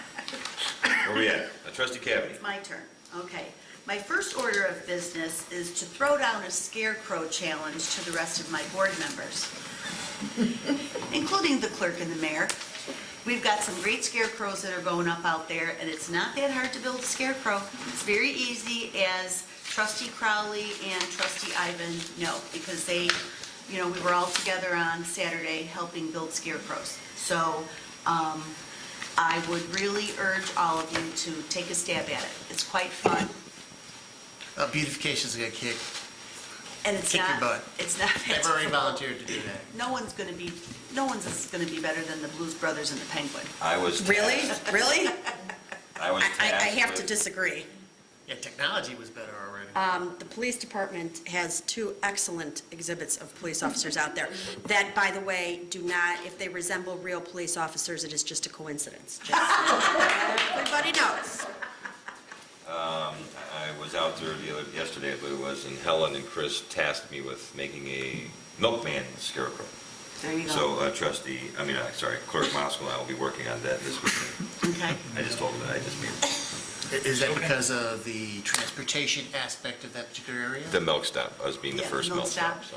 And Attorney Valadez, you are also invited and welcome to build a scarecrow. An attorney scarecrow. An attorney Oh. scarecrow. And just another stuffed shirt. Good job. Okay, so I challenge all of you to make a scarecrow. Number 2, let's talk about this letter real quick. You all have a copy of the letter that was drafted along with the Rain Ready resident guide. Karen, thanks for sending me, I know you had asked one of the young ladies from C&T try to convert it to Word so we can make revisions. And you can. And her converted document was just as bad as the document that I converted. And I had tried to convert it and change it, and it was a mess. So I came up with another idea. Rather than changing this, since this is the original document, why don't we leave it as is? And there's a tool within PDF, I'm not saying that it doesn't need to be footnoted, but there's a tool in PDF where you can go in and add script to this. And perhaps maybe that might be a better idea, so that when this goes out to all the residents, they will see what the original looked like, and we can add some script boxes with some updates. Trustee Ivan's looking at me like, what is she talking about? Do you know how to do that? No. No, he's just looking at you. Yeah. Like, I think Okay, you're yeah, pretty- because a lot of this is really dated. As I'm looking at this, because a lot of this stuff, you know, when you look about the C-map, which is under street and neighborhood, I mean, that's done.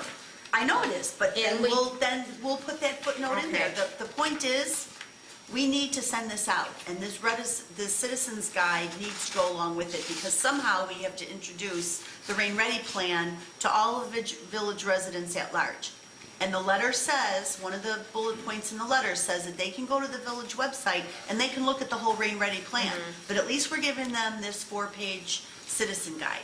So I breezed through this earlier today, and on page 1, under pursuing the solution, we have all the check marks. We've got all of the lists of all of the grants that had been received up and- until then. But Right. I know that we've gotten a few more, so we can add a few more to that.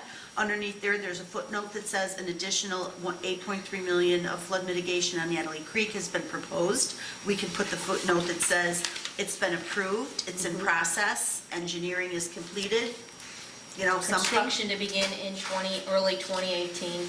And then, under the streets and neighborhoods, we can put an asterisk that says the complete street plan was adopted on such and such date. Where it says identify a strategy to alleviate flooding in Jolly Homes and Belly Button Hill neighborhood. We can state that the Jolly Home study is underway and the Belly Button Hill study is forthcoming in, 2018. Under the next page, again, here we have reference to the $8.3 million Natalie Creek project. And then the next bullet point is the Natalie Creek Trail. So we can put a footnote that says that's in place, We're working on it. Yeah. And then I didn't see any reference in here, unless I missed it, to the community rating system. So maybe on the last page at the bottom, we could put a footnote that we've applied for the community rating system. Yeah, I don't think the community rating system was in the citizens guide, but it's in the plan. Right. So, at any rate, we can work on somehow making some of these changes. We These can see updates. if one of, Making some of these updates. making some updates, but, so I can work with you directly on that, Karen. We can see if we can find, one of our clerks in Village Hall, if they know how to Maybe Nicole use can, PDFs, or maybe we can get somebody from Robinson, maybe they've got somebody technical in their shop. Nicole's pretty good at figuring this stuff out. Okay.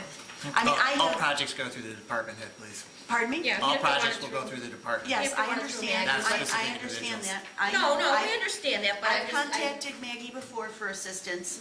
I have edited PDFs myself before, but not anything this fancy, so I would want somebody who's better at it than I to do it. Just a minor suggestion, we rolled out the new water billing process, and there's 10 lines on the actual water bill.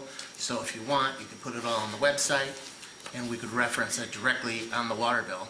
And within 3 months, you will have covered everybody in Midlothian that gets a water bill. Well, we don't have 3 months, I had thought about that, but we don't have 3 months to wait. This particular document needs to go out before we have the Loma. Well, also in addition to that, you could do, if you can condense it Town to hall. 2 pages, we could do it for free with the regular water billing. So, Well, it would be 3 pages, because the rain like I said, if ready, you could condense it to 2, Well, we can't. it would be free. we can't, well, we can condense the citizens guide, but we still have the letter. So that would be 3 pages. That's the problem. So yes, when this gets mailed out, it won't be 5 pages. It can be 3 pages, because this resident guide can be copied on both sides. So it'll be 3 pages going out. But we've got a sense of urgency here, because this document has to go out before we have a town hall meeting. We have to have a town hall meeting prior to 90 days. So if we waited to do this in the water bill, that would never Too work. late. But going forward, we have a whole lot more CRS documents that need to be issued out to the village at large. So I would definitely make use of the water billing system to do that, because those documents wouldn't be as time sensitive. We could send those out, portion at a time.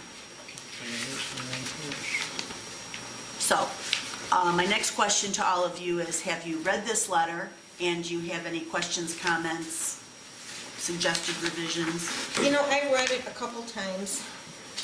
Now, keep in mind that the format of this letter and the 4 bullet points was required language that we were required to put in the letter. By If we need to- CRS? Yes, if we need to Okay. add more stuff, we can, and then the letter will be printed on 2 pages.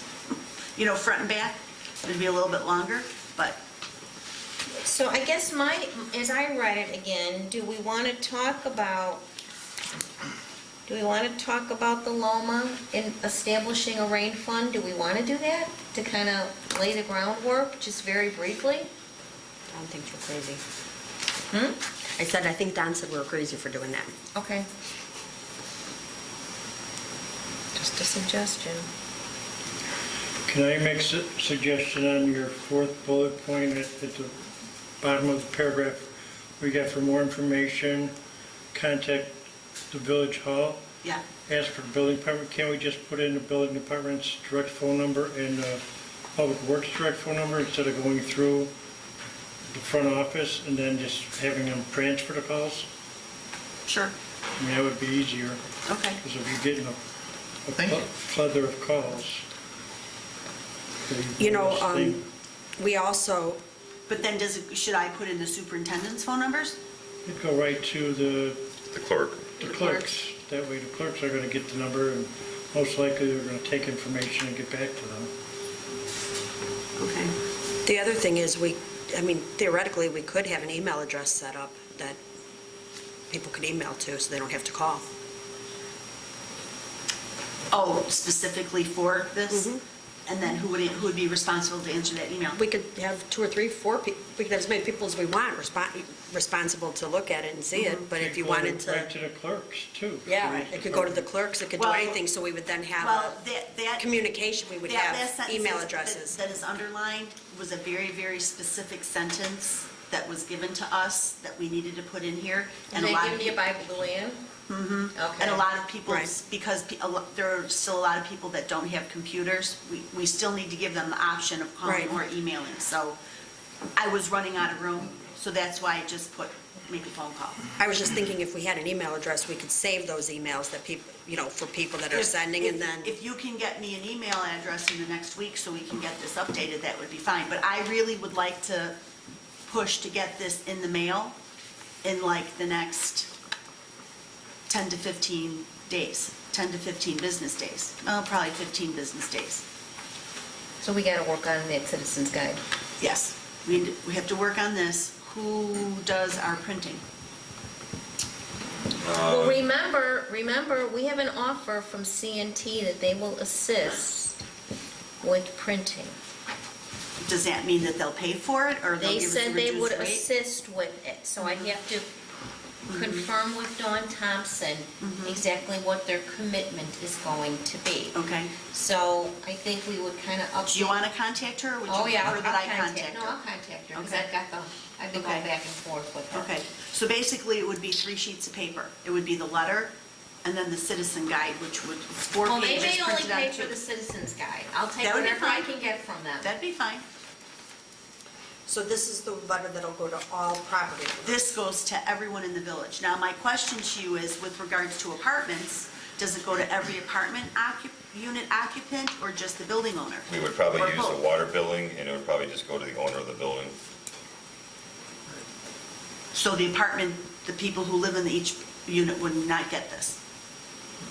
As long as they don't get a water bill unless we set something up so the, But I don't know how all the apartments are set up in town. Are all the Most of apartments? them, owner pays. most of them are one bill.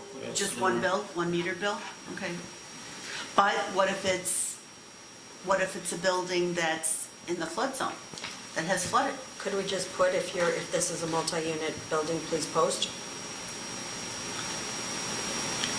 I don't know. We can hand deliver. We'll hand deliver them. Well, you will.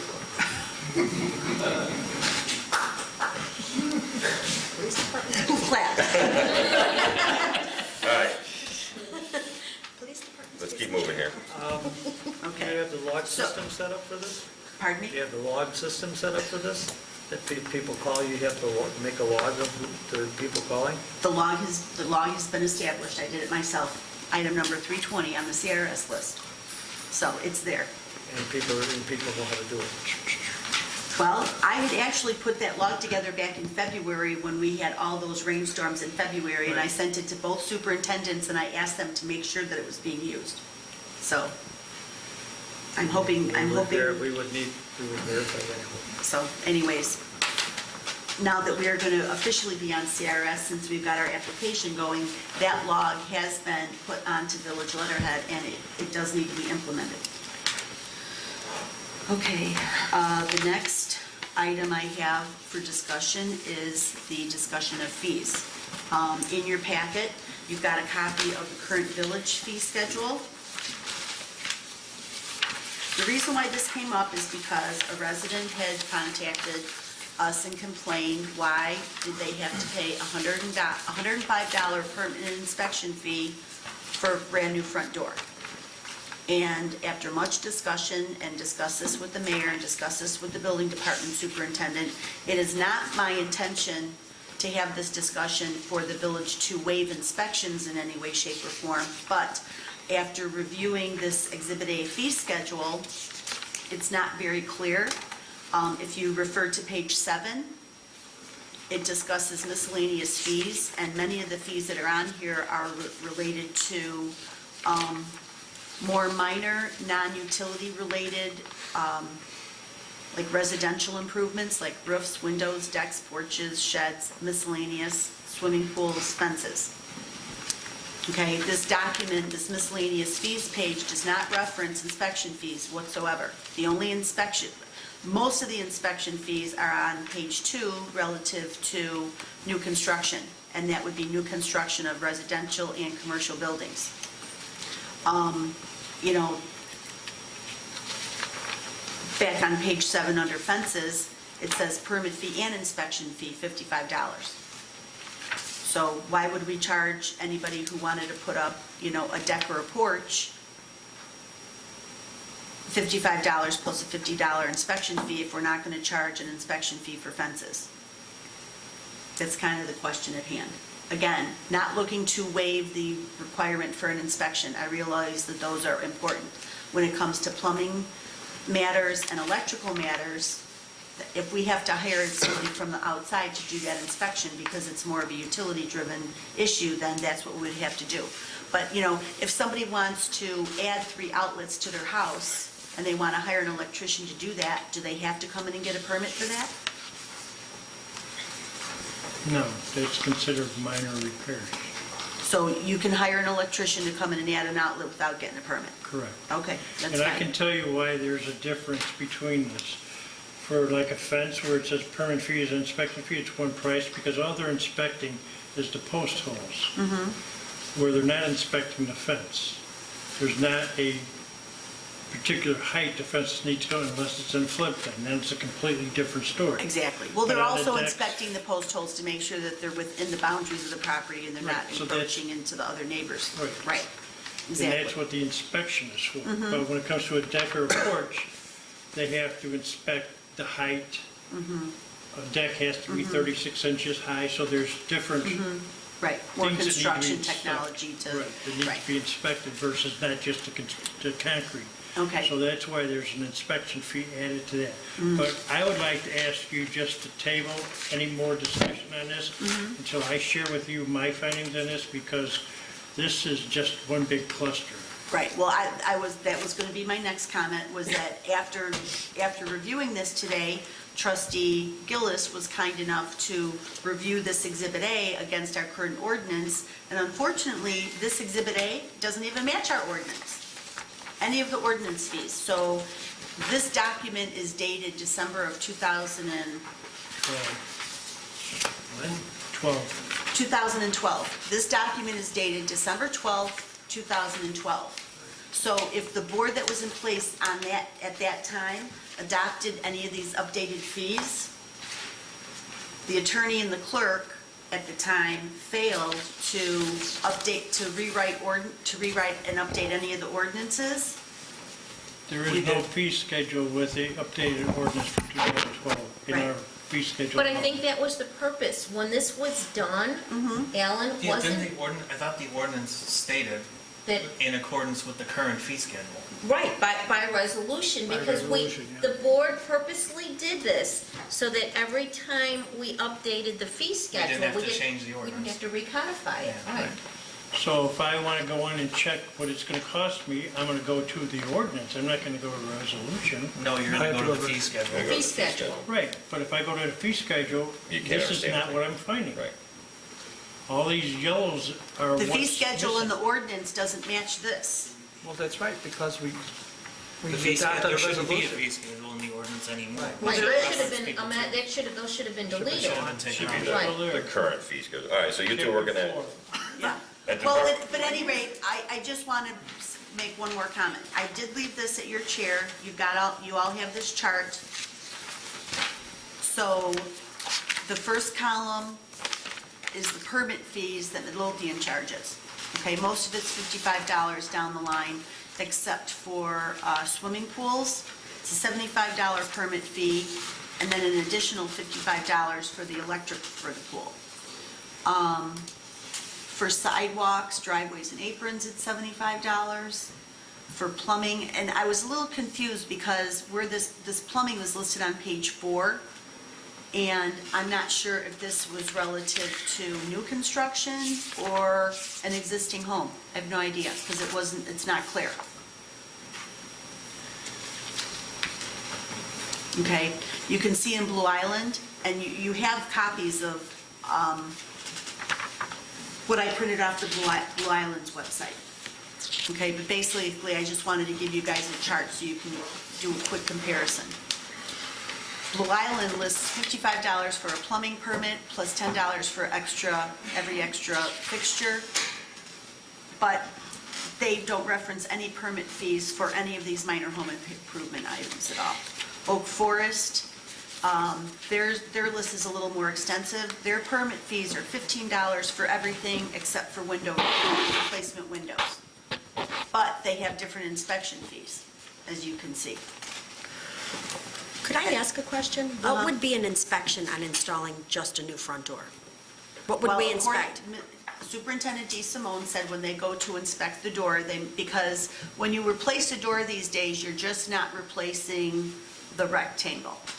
You're not just pulling off the pins out of the hinge and replacing that part. Right, you're Because replacing all the new whole doors wood part. now They're come pre-hung. pre-hung on a new frame. So if you have to pull the frame off, he said a lot of times on some older homes, when you pull the framing all off, you might have some rotted wood in there that needs to get replaced. You might have insulation that has now failed or disintegrated, so that has to get replaced. Sometimes you have to put in a new plate and a new notch for the strike, that type of thing. So as Trustee Gillis was saying before, with regards to putting up a deck or a porch, there's a lot of different more technical items that have to be inspected, and that would be the same with replacing a whole door system as well.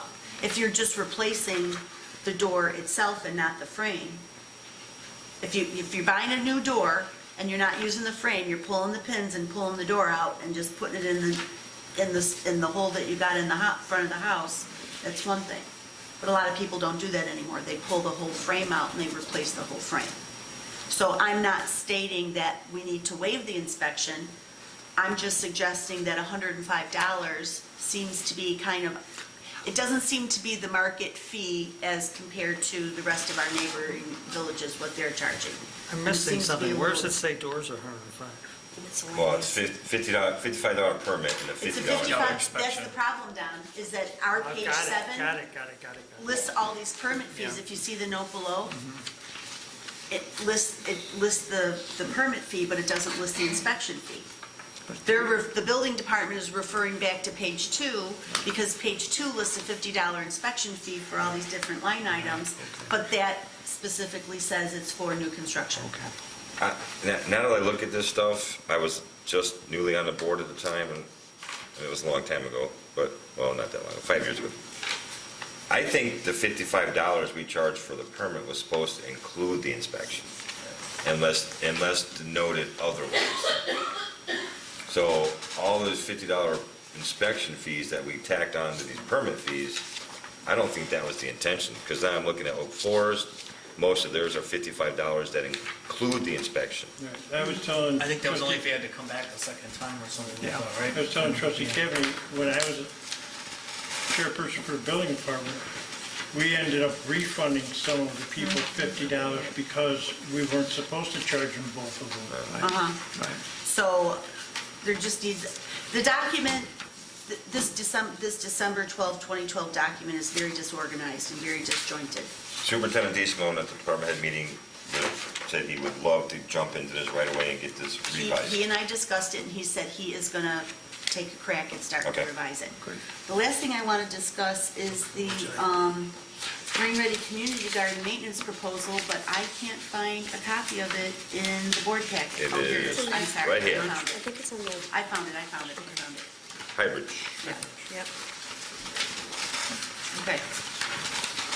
Unfortunately, I did not bring the proposal that we got from them this year, so I can't tell you what the increase is, but it's not very much. However, trustee Ivan brought up a point that he said that he recalls that Highbridge, when the village signed their agreement with Highbridge to install the rain garden 2 or 3 years ago, they were supposed to come out and do some training. And trustee Ivan said that they still owe us 2 training sessions, and I was not aware of that. Do we then? And I asked for a copy of that contract, and Maggie couldn't find it in the contract file. She was gonna look online for it, but I've not heard back from her, so trustee Price. Actually, we're gonna have to, No, Karen, do you have a copy of it? I'd have to. Because we don't have a copy I'd of the have to original agreement look through anywhere. my emails. What are they gonna train us in? weed identification and how to maintain the rain garden. Train who? Public Works or volunteers. It's supposed to be like a little joint session. About, I think, if I remember right, it was an hour apiece. Public Works is gonna take care of that rain garden for the rest of the... Originally, they were going to, Highbridge was supposed to take care of it the first year, do all the maintenance and stuff like that. No, And we then- didn't pay them to do the maintenance. No, we did not, remember? That was the original plan, is what I'm talking about. Oh, maybe the plan. Okay. Just get something approved? And so then we were supposed to get the training, Public Works was supposed to take over that process. That didn't happen, obviously, and we never got the training either to identify the different types of flowers and weeds. I will discuss that with Julia, but Because right now, the way it's described, it sounds like selective weed whacking of weeds.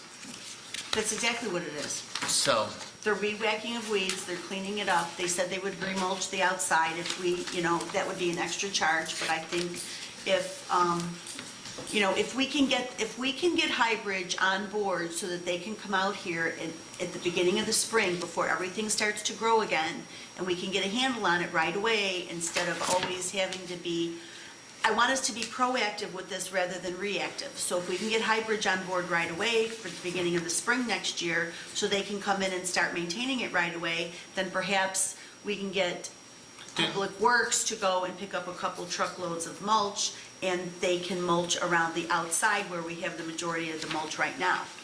didn't we have the contract this year with them already, and they were supposed to take care of the weed problem? They are taking care of the weed problem. This is for next year. Okay, so why do we need to do it next year? I thought these were annual weeds that they're taken care of. So you kill them once, they're gone. No, What's- that's No, not. God, no. When you kill all the weeds in your yard, once are they gone, or do you have to continue to weed your yard all the time? Less and less every year. Well, that's going to be the point, but we're not to that point yet. This is only year number 2, right? Yeah. It takes at least We didn't 3. feed. It takes at least 3 years for a rain garden to establish itself.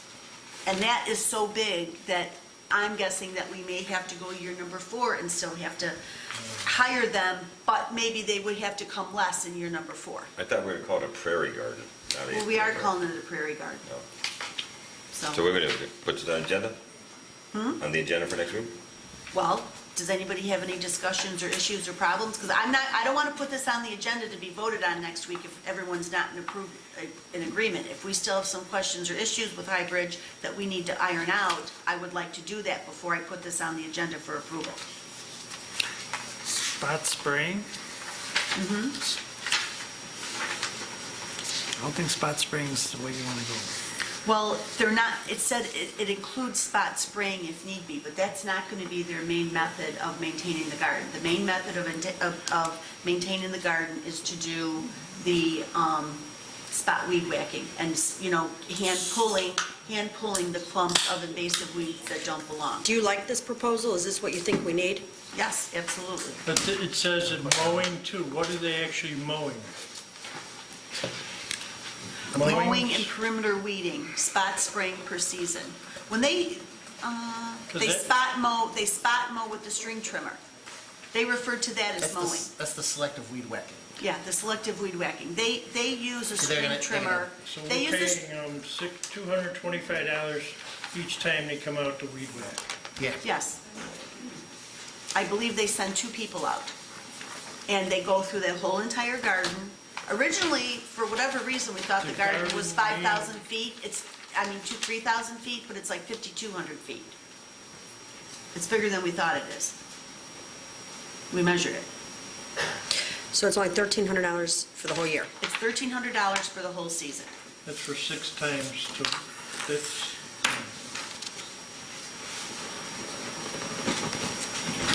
Do you think it's too much? yes, I do. Well, if we, But we have to have somebody who knows what they're doing. Right. And there's very few landscaping firms or companies That's why I think, that know how to maintain a rain garden, right?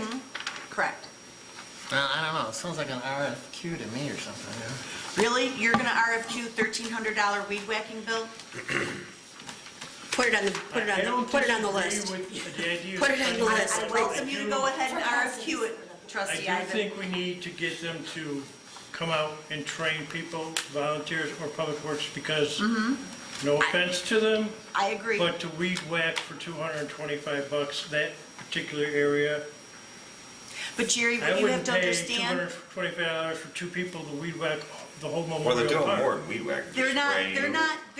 they're not walking through and weed whacking the whole thing. I If that were the understand, case, I would selective do it weeds. myself. They're gonna walk through there and they have to selectively pick all this. And we Okay. can't expect Public Works to do that. They do not have the time. They don't. And even if Highbridge came out and trained Hire a us, new guy, they can make the time. It's Even part of if- their job. even if Highbridge came out and trained me, all of us, and Public Works, are we gonna remember what every weed looks like and what every flower looks like? No. Not at all. I'm not even pretending that I'm If you gonna think know. this is good, Put it on I'm the with you. agenda. Put it on the agenda. Jerry, vote no. And Carl. Hey, Carl, Carl and Jerry, what? we'll vote no. I'm not saying it, I'll vote. Yeah, I mean, Moving along, I'm bringing it up for discussion so we can discuss it. He thinks it's too much. And Well- I don't like the performance of the company in previous, Based on, based on the previous experiences we've had with them. I think they've underwhelmed us multiple times now already. well, we had Royce come out and have a chat with Joe and with Chris and with Helen. And, they were specifically talking about how are we gonna get rid of some of these invasive weeds? And his recommendation was tear the whole thing out and start over. Well, we're not doing that. Not quite. That's Not quite what he $11,000. So, that's, and I can, this is a labor-intensive issue. I can guarantee you that if I cut it and pasted the narrative here and I deleted out the total, what Highbridge was gonna charge, and we gave this to Royce, I can guarantee you he's gonna probably charge us more than $1,300. Fine. All right, on the agenda. Okay, anything else? That's it. Thank you. Thank you. Trustee Gillis, back to the right side. okay, just no action The other items, side, just a is that couple of FYIs, just The a other side, reminder, not the next right week side. is Fire Prevention Week. The fire department has received their supplies, they'll be going into the schools, having some tours. They received their stickers, badges, pencils, Halloween bags, so they're all right for Fire Prevention Week. We do have the pancake breakfast next Sunday the 15th, 9 to noon. Ticket sales should be starting for their raffle that's going on, so those are the 2 big things going on this week. The big thing this week, I don't know what the theme is, I'm sure Chief Wagner unless it's on the banner out front that somebody may have seen. I don't recall what The it theme is. for what? Fire Prevention Week always has a theme. Yeah, yeah, it's on the banner. Check your clutch, change your batteries, stuff like that. Something like that, yeah. So anyways, big thing is remember to change your batteries and your smoke detectors this week. As far as the Historical Society of Public Works is scheduling, helping remove some of the old partitions in the back storage room. We're going to start beginning to get that cleaned out so we can include that in our digital inventory that's been going on. We do have a couple of new donations from a couple of residents that we'll be adding into the inventory, and that is all I have. Thank you, sir. Trustee Ivan. Thanks, Mayor. Everybody got the Horton renewal binder, as well as a health plan review that I dropped off for you guys, and a benefit renewal summary notes. I want to bring your attention to the summary notes. That the first item where it says medical renewal, we went from a 7% estimate of how much it was going to cost us this year to a minus 0.21%. To a So- what? Minus 0.21%. We are going to pay less? We are going to pay less. Overall. Pay less for what? Our health insurance. Our health benefits. Medical renewal, yes. Wow, It is how did that happen? That's unheard of. unheard of. All right. Also, in addition to that, Blue Cross Blue Shield is going to add what they call a telemedicine function, which is basically you can use your computer and video conference a doctor instead of taking your sick kid or your sick parent or whatever to the doctor. You can just do it there and pay a minimal fee, or I guess a deductible fee for that. So you don't have to go to the doctor. I don't know that I got the document that you're looking at. What's it called? Yes, you did. Yeah, Where's it like at? It this. was in your email. That's on the first page at the bottom. the Oh, it medical was not benefits. with the packet, it was in our mail? Yes. Okay, I didn't grab it. All right. Also, on the dental renewal, we also reduced that to minus 3%. And the life and voluntary life option that we provide, we reduced that by 30%. So overall, everything went in the negative, which is a good thing in medical insurance. So if we are going to be paying less premium for our insurance coverage, are any of the coverages or benefits changing, or is it all staying the same? Yes, it is. There's an attachment that shows you the Blue Cross Blue Shield changes. Most of them, I believe they appear to be minor to me, but I'm not that familiar with detail with the plan, but it is part of the attachment. Okay. All right? So with all these reductions, I think Joe can hire another guy now. That could probably handle weeds, now I think about it, hey, I'm just saying. All right, Get a book and a highlighter. there you go. One of the other things I was gonna talk about is the water billing. We're still working on the audit of it, but we also started talking about the senior citizen discount. We came up with a couple of different ideas, like reducing the minimum to $1,000 instead of $2,000, or maybe no minimum at all, or maybe a 10% discount, or maybe a combination of the three. If we do it to just the water, it will automatically reduce the minimum charge for sewer, because that's based on consumption. Couldn't change the garbage cost, because that's pretty standard on the water bill. The only other two places we could possibly change would be infrastructure or service charge as a possible discount to senior citizens. So the only hard part, I think, with the process would be how to define the senior citizen. One would be to use it based on the county's definition, I guess, of a senior citizen. So that they would have to be the owner of the property. But we have people that get water bills that are probably senior citizens, so I don't know how we would identify them.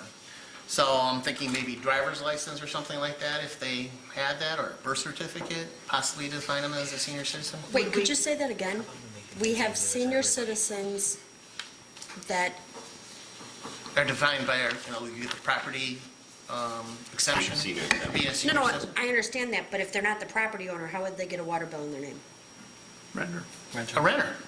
I thought we only. Not all renters are if you're renting a home, you probably. Renting a home, you're gonna get Go in it. your name. Okay, what if the seniors, what if the owner of the property is a senior citizen, but it's a rental? Would that be excluded, since it's a profit generating? Those are things we would have to work out, obviously. Okay. What I'm Those are asking, details, It but would I have to thought be I'd bring owner- it up. It would have to be owner occupied. What I thought I'd do is bring it up so you guys can think about it, and we can discuss it in the next committee meeting. what I'm asking the board to approve is to get rid of the minimum charge for senior citizens, and I think we start with the ones that own their home, and they can prove that they get the senior exemption on the home, and that's where we start, and we go from there. Nicole has spent a ton of time trying to whittle down what we would actually Ask for. not bring in. Yeah, it's something like 200 It's citizens. around 200 homes. We're probably only going to lose about 20,000 a year in water bill revenue. So I think it's a no-brainer just to make it happen, but if we want to give it another 2 weeks to talk about it, think about it. Sounds good. Okay. We won't know for sure until people actually have to come in and register to get that discount. And then we'll know the first year what it's really going to cost us. But the estimate is roughly 20,000 a year. Okay, so if the mayor's recommending that we remove the minimum charge, but trustee Ivan, your recommendation is? Well, I got 3 recommendations. 10% discount, change it from the 2,000 to 1,000, or Wait, no 2,000 minimum, or 1,000 what? Gallons. Oh, the minimum. or no minimum at all. Okay, So those are 3 things to ponder before now and next committee meeting. okay. And Okay. do we know how many of those 200 homes get billed at the minimum because they've never exceeded it? Well, that's the part that she tried to get to. She tried to find seniors that routinely use less than 2,000 a month, the current minimum. That is the 200. But even that's kind of difficult, because there might be one month out of the year where they do use the 2,000 or more, you know, so that's, and again, she spent a lot of time on this, Isn't our minimum 6,000 gallons? per quarter, For the quarter. 2,000 a month. Oh, okay. So, Got and of course, seniors still use water, so it's not like they're gonna No, be charged exactly. nothing, they're still gonna be Yeah. charged, it's just for what they use. It's just, there's about roughly 200 and something that Yeah, and then whether or not your kid routinely moves don't back in. use 2,000 a month, but not always. So, All right. we won't know until the first year's done, what it's actually gonna, not cost us, but loss of Loss of revenue. water revenue. Yeah, because currently we have no list of senior citizens. Correct. We had to start with the vehicle sticker and whittle our way down from there. Work backwards. Yeah. There we go. But we will after this, if we get this approved. All right, the only other thing I have is we've changed the finance meeting. You all have been sent an appointment, so please reply to it to tell us whether or not it's okay, and it's going to be at a later in the day, like I think it was 6 o'clock, if I remember right, just for their trainees. And that's it for me. Thank you, sir. Trustee Kreis. So I gave everybody the long-awaited news. The county did have they finally released it about, 2 years, 3 years after they first started talking about it, so I gotta dig into that now. I did meet today with Ken Chastain from Farnsworth and Dave Landwehr from Terra Engineering. And we talked again, the purpose was to try to get the Phase 1 engineering funding for the Natalie Creek Trail. And I believe the best option right now would be to apply for the ITEP, which is the Illinois Transportation Enhancement Program. Again, very competitive, very political, but we've got to we don't want to wait, because if we don't apply, we don't know. And we all know that the more partners you have, the better. The more collaboration you have, the better.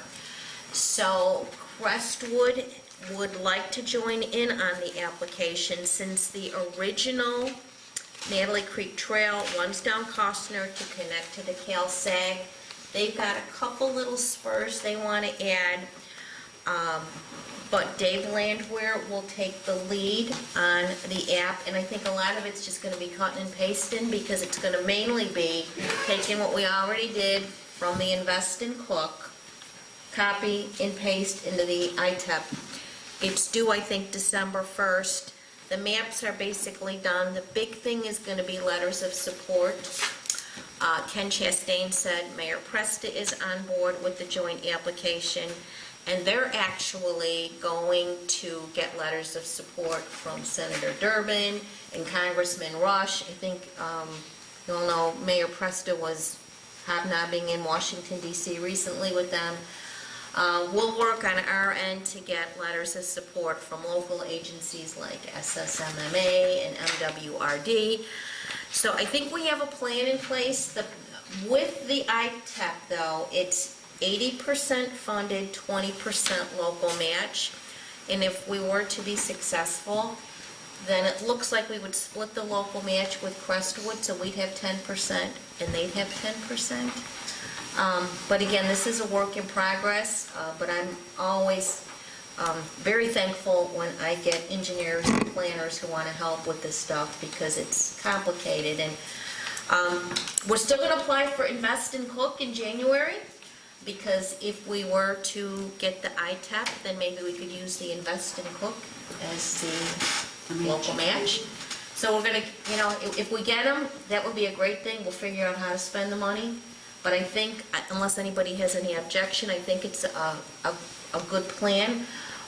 Dave is also going to prepare an IGA, an intergovernmental agreement, and we're going to try to get as many partners on board. Midlothian, Crestwood, the City of Oak Forest, they've been a challenge. I told them they've been a challenge with them, the MWRD project as well. The Oak Forest Park District, the Midlothian Park District, which I don't think will be a problem because they have been to every Natalie Creek meeting. So Dave was going to draft the intergovernmental agreement, which really isn't going to financially commit any of these other entities, but I think if we submit it with the application, it just strengthens that application. Oh, and include the Village of Robbins. And Ken Chastain said he's sure he could get Mayor Ward to buy into this and sign the intergovernmental agreement. But we're going to have to get those sooner than later, because again, everybody's going to have to get them on their agendas to get them approved. So, anybody have any questions? ITEP is through the state of Illinois? It is. It's federal funds. Federal funds, I believe it's federal funds that come through the feds. But it's federal funds, but it's awarded by the state? By the state of Illinois. And again, very competitive, very cool. Would it be worth our while to reach out to Rep. Will Davis and ask him for a letter of support? We will. Okay. We will. So we're going to start doing that now, because that takes a lot of time to get the letters of support as well. And our two Cook County commissioners? They've been, they're usually non-participatory, however. Yeah, good luck with that. Commissioner Moody is very available to meet, but not so available to Do help. anything? Well then, Well, the there's Invest an in election Cook, coming around. the Invest in Cook was very political as well. And the mayor and I met with him, and we pled our case, and there were a lot of towns that got the Invest in Cook, including Crestwood, but we did not. He voted for the beverage tax. But why, so he didn't support our efforts? Well, I don't know. He likes to meet, but he didn't really do much. We don't, well, you're right, we don't really know what he tried to do. No, but has he reached out to you anymore about anything? No. Just to meet again and talk, and I told him to repeal the beverage tax. I don't know. Yeah. And what about Commissioner Sims? Never see her, never heard from her. Try to get a hold of her or respond. They don't answer the phone, they don't answer emails. I've tried to get I've done it in the past. We have certain people who are very responsive, and we have others. So Davis is very responsive, Tawny's very responsive. So from our commissioners, we would be looking for a letter of support? For the ITEP, to support us in our I don't know that Cook County application. would be that important. I think if we get them from Durban and we could get it from Why Bobby not? Bush. I would think if we could get it from every single Representative official, Okay. plans. So we would want, representative that represents us. Okay. so we would want both of our state reps. Napoleon Harris, Will Davis. He's a senator. Or But senator, we're sorry. working on it. Bob Rita. Ken Chastain and I are working on the letters of support. So did you want someone, I mean, I don't mind reaching out to the county commissioners to ask for it if you tell me what it is. I'll have to tell you what it is as we draft Send it this. to me, I don't mind Okay. reaching out to them. Okay. Okay. Okay, so, that's, nobody has a problem with that. We want to keep trying to get funding to move this thing any way we can. Okay, we talked about Keep America Beautiful. The other thing that's still, is anybody gonna meet with the Park District about the Radio Lodge use agreement? Because if we don't do something Yes, by. I met with them, again, I met with them. Okay. They're And we're not, gonna revise the agreement at all? they're not really interested in doing much with the agreement. If we push them too hard, they're gonna dump it on us. Okay, so just let it renew? They want to keep running it. They believe there's worth there, but they're Okay. trying to work it into the other thing they're working on, so, What are the referendum. Okay, okay. What are the expenditures that we're going to have to, that are on board for next year, for example? Are there I mean, expenditures? have they been following the agreement and I sending us don't the even know report if that we're they're getting, supposed to be I sending? guess, I asked Dominic to check in, he believes they're sending us money, but we'll have to check with. and you know what, they've been paying us $500 a quarter A quarter. since 2010. Now, you know, is that something that we should say, hey, because we still have to pay risk insurance on that building, I think we're paying for scavenger, there's things that we cover every month. And according to them, they're not making that much money on the property. After what they put into it and paid people and all the money they have put into the place, they're not making much. But Mayor, aren't they supposed to give us quarterly reports so No. that we can verify that? No, that is not in the use agreement, so maybe Really? that's maybe something that could be added to the use agreement, right? So that next year, we would have more of a basis to evaluate what we want to do. We're running out of, I know I brought this up a number of times, Yeah. but we're kind of, So the Down to the- evaluation we got from the building superintendent, that That's was what's- nothing? That's gonna be what needs to be done to the property in the future. That's the pie in the sky Right. kind yeah, of pie in the deal. sky. So it's not imminent? No. None of that's imminent? No. I think the only imminent thing that was on there was, The other thing that I just wanted to bring to everybody's attention is, it was pouring over again the treasurer's report that we approved last week. And I was a little troubled when I looked at the property taxes, which are down substantially. July and August this year versus last year. Over $300,000, which is really, really disturbing. So I reached out to Maggie, and she doesn't know why. So she is was that going... money that we received from the county? Yes. She has no idea why. So she was going to reach out to the county, and I have no idea why. She said they didn't receive, we've not received any notice as to their withholding anything. And she also said that what we received in September was only like $9,000 or $10,000, so we didn't make it up in September. So that, to me, I poured over my head that we can't have that many people not paying their property taxes. That's a lot of money.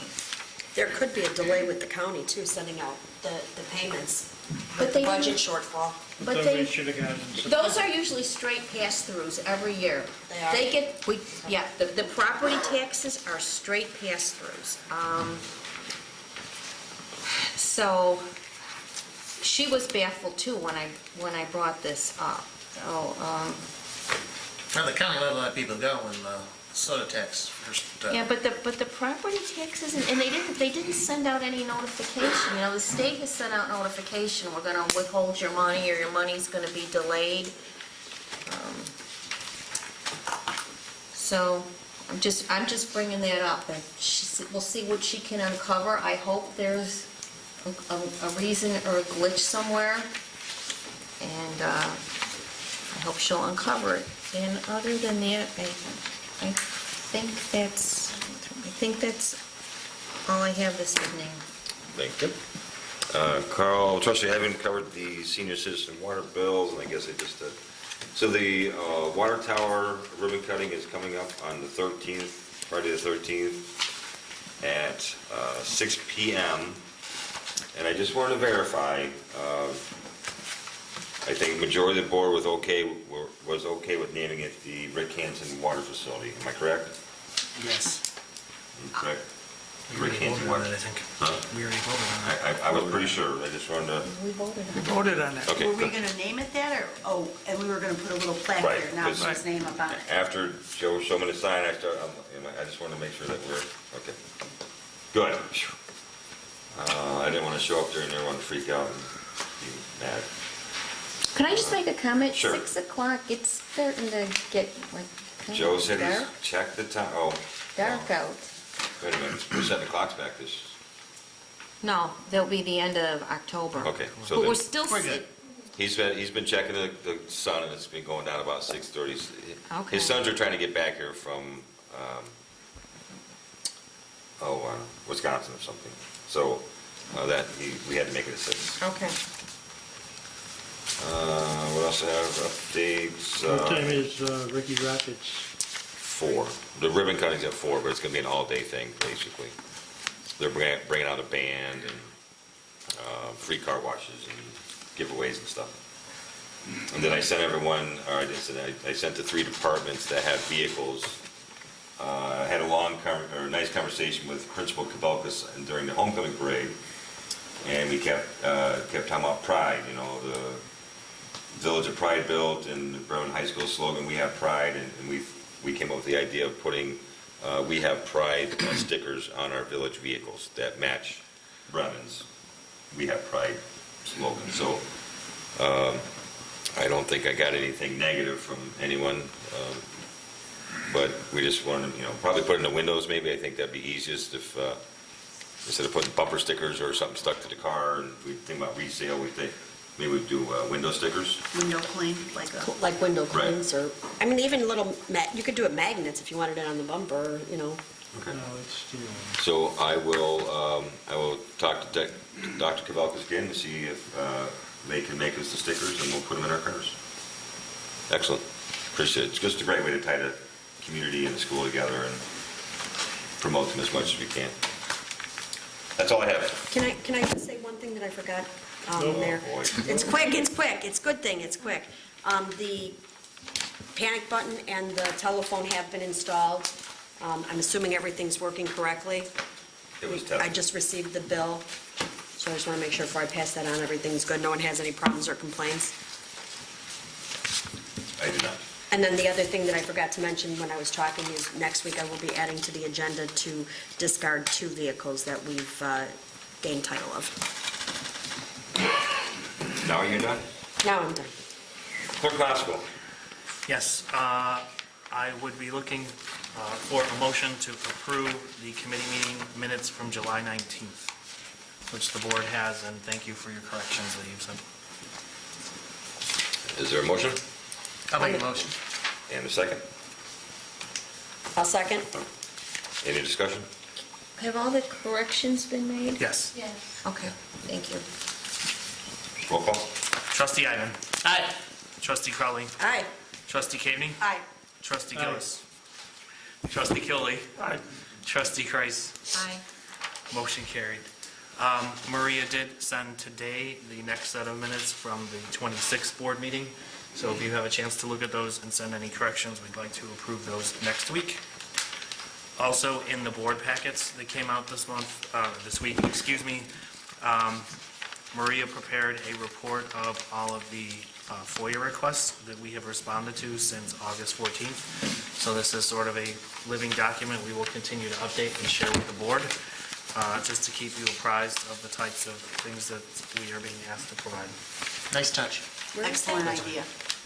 Where is that? It's second to last item in the board packet.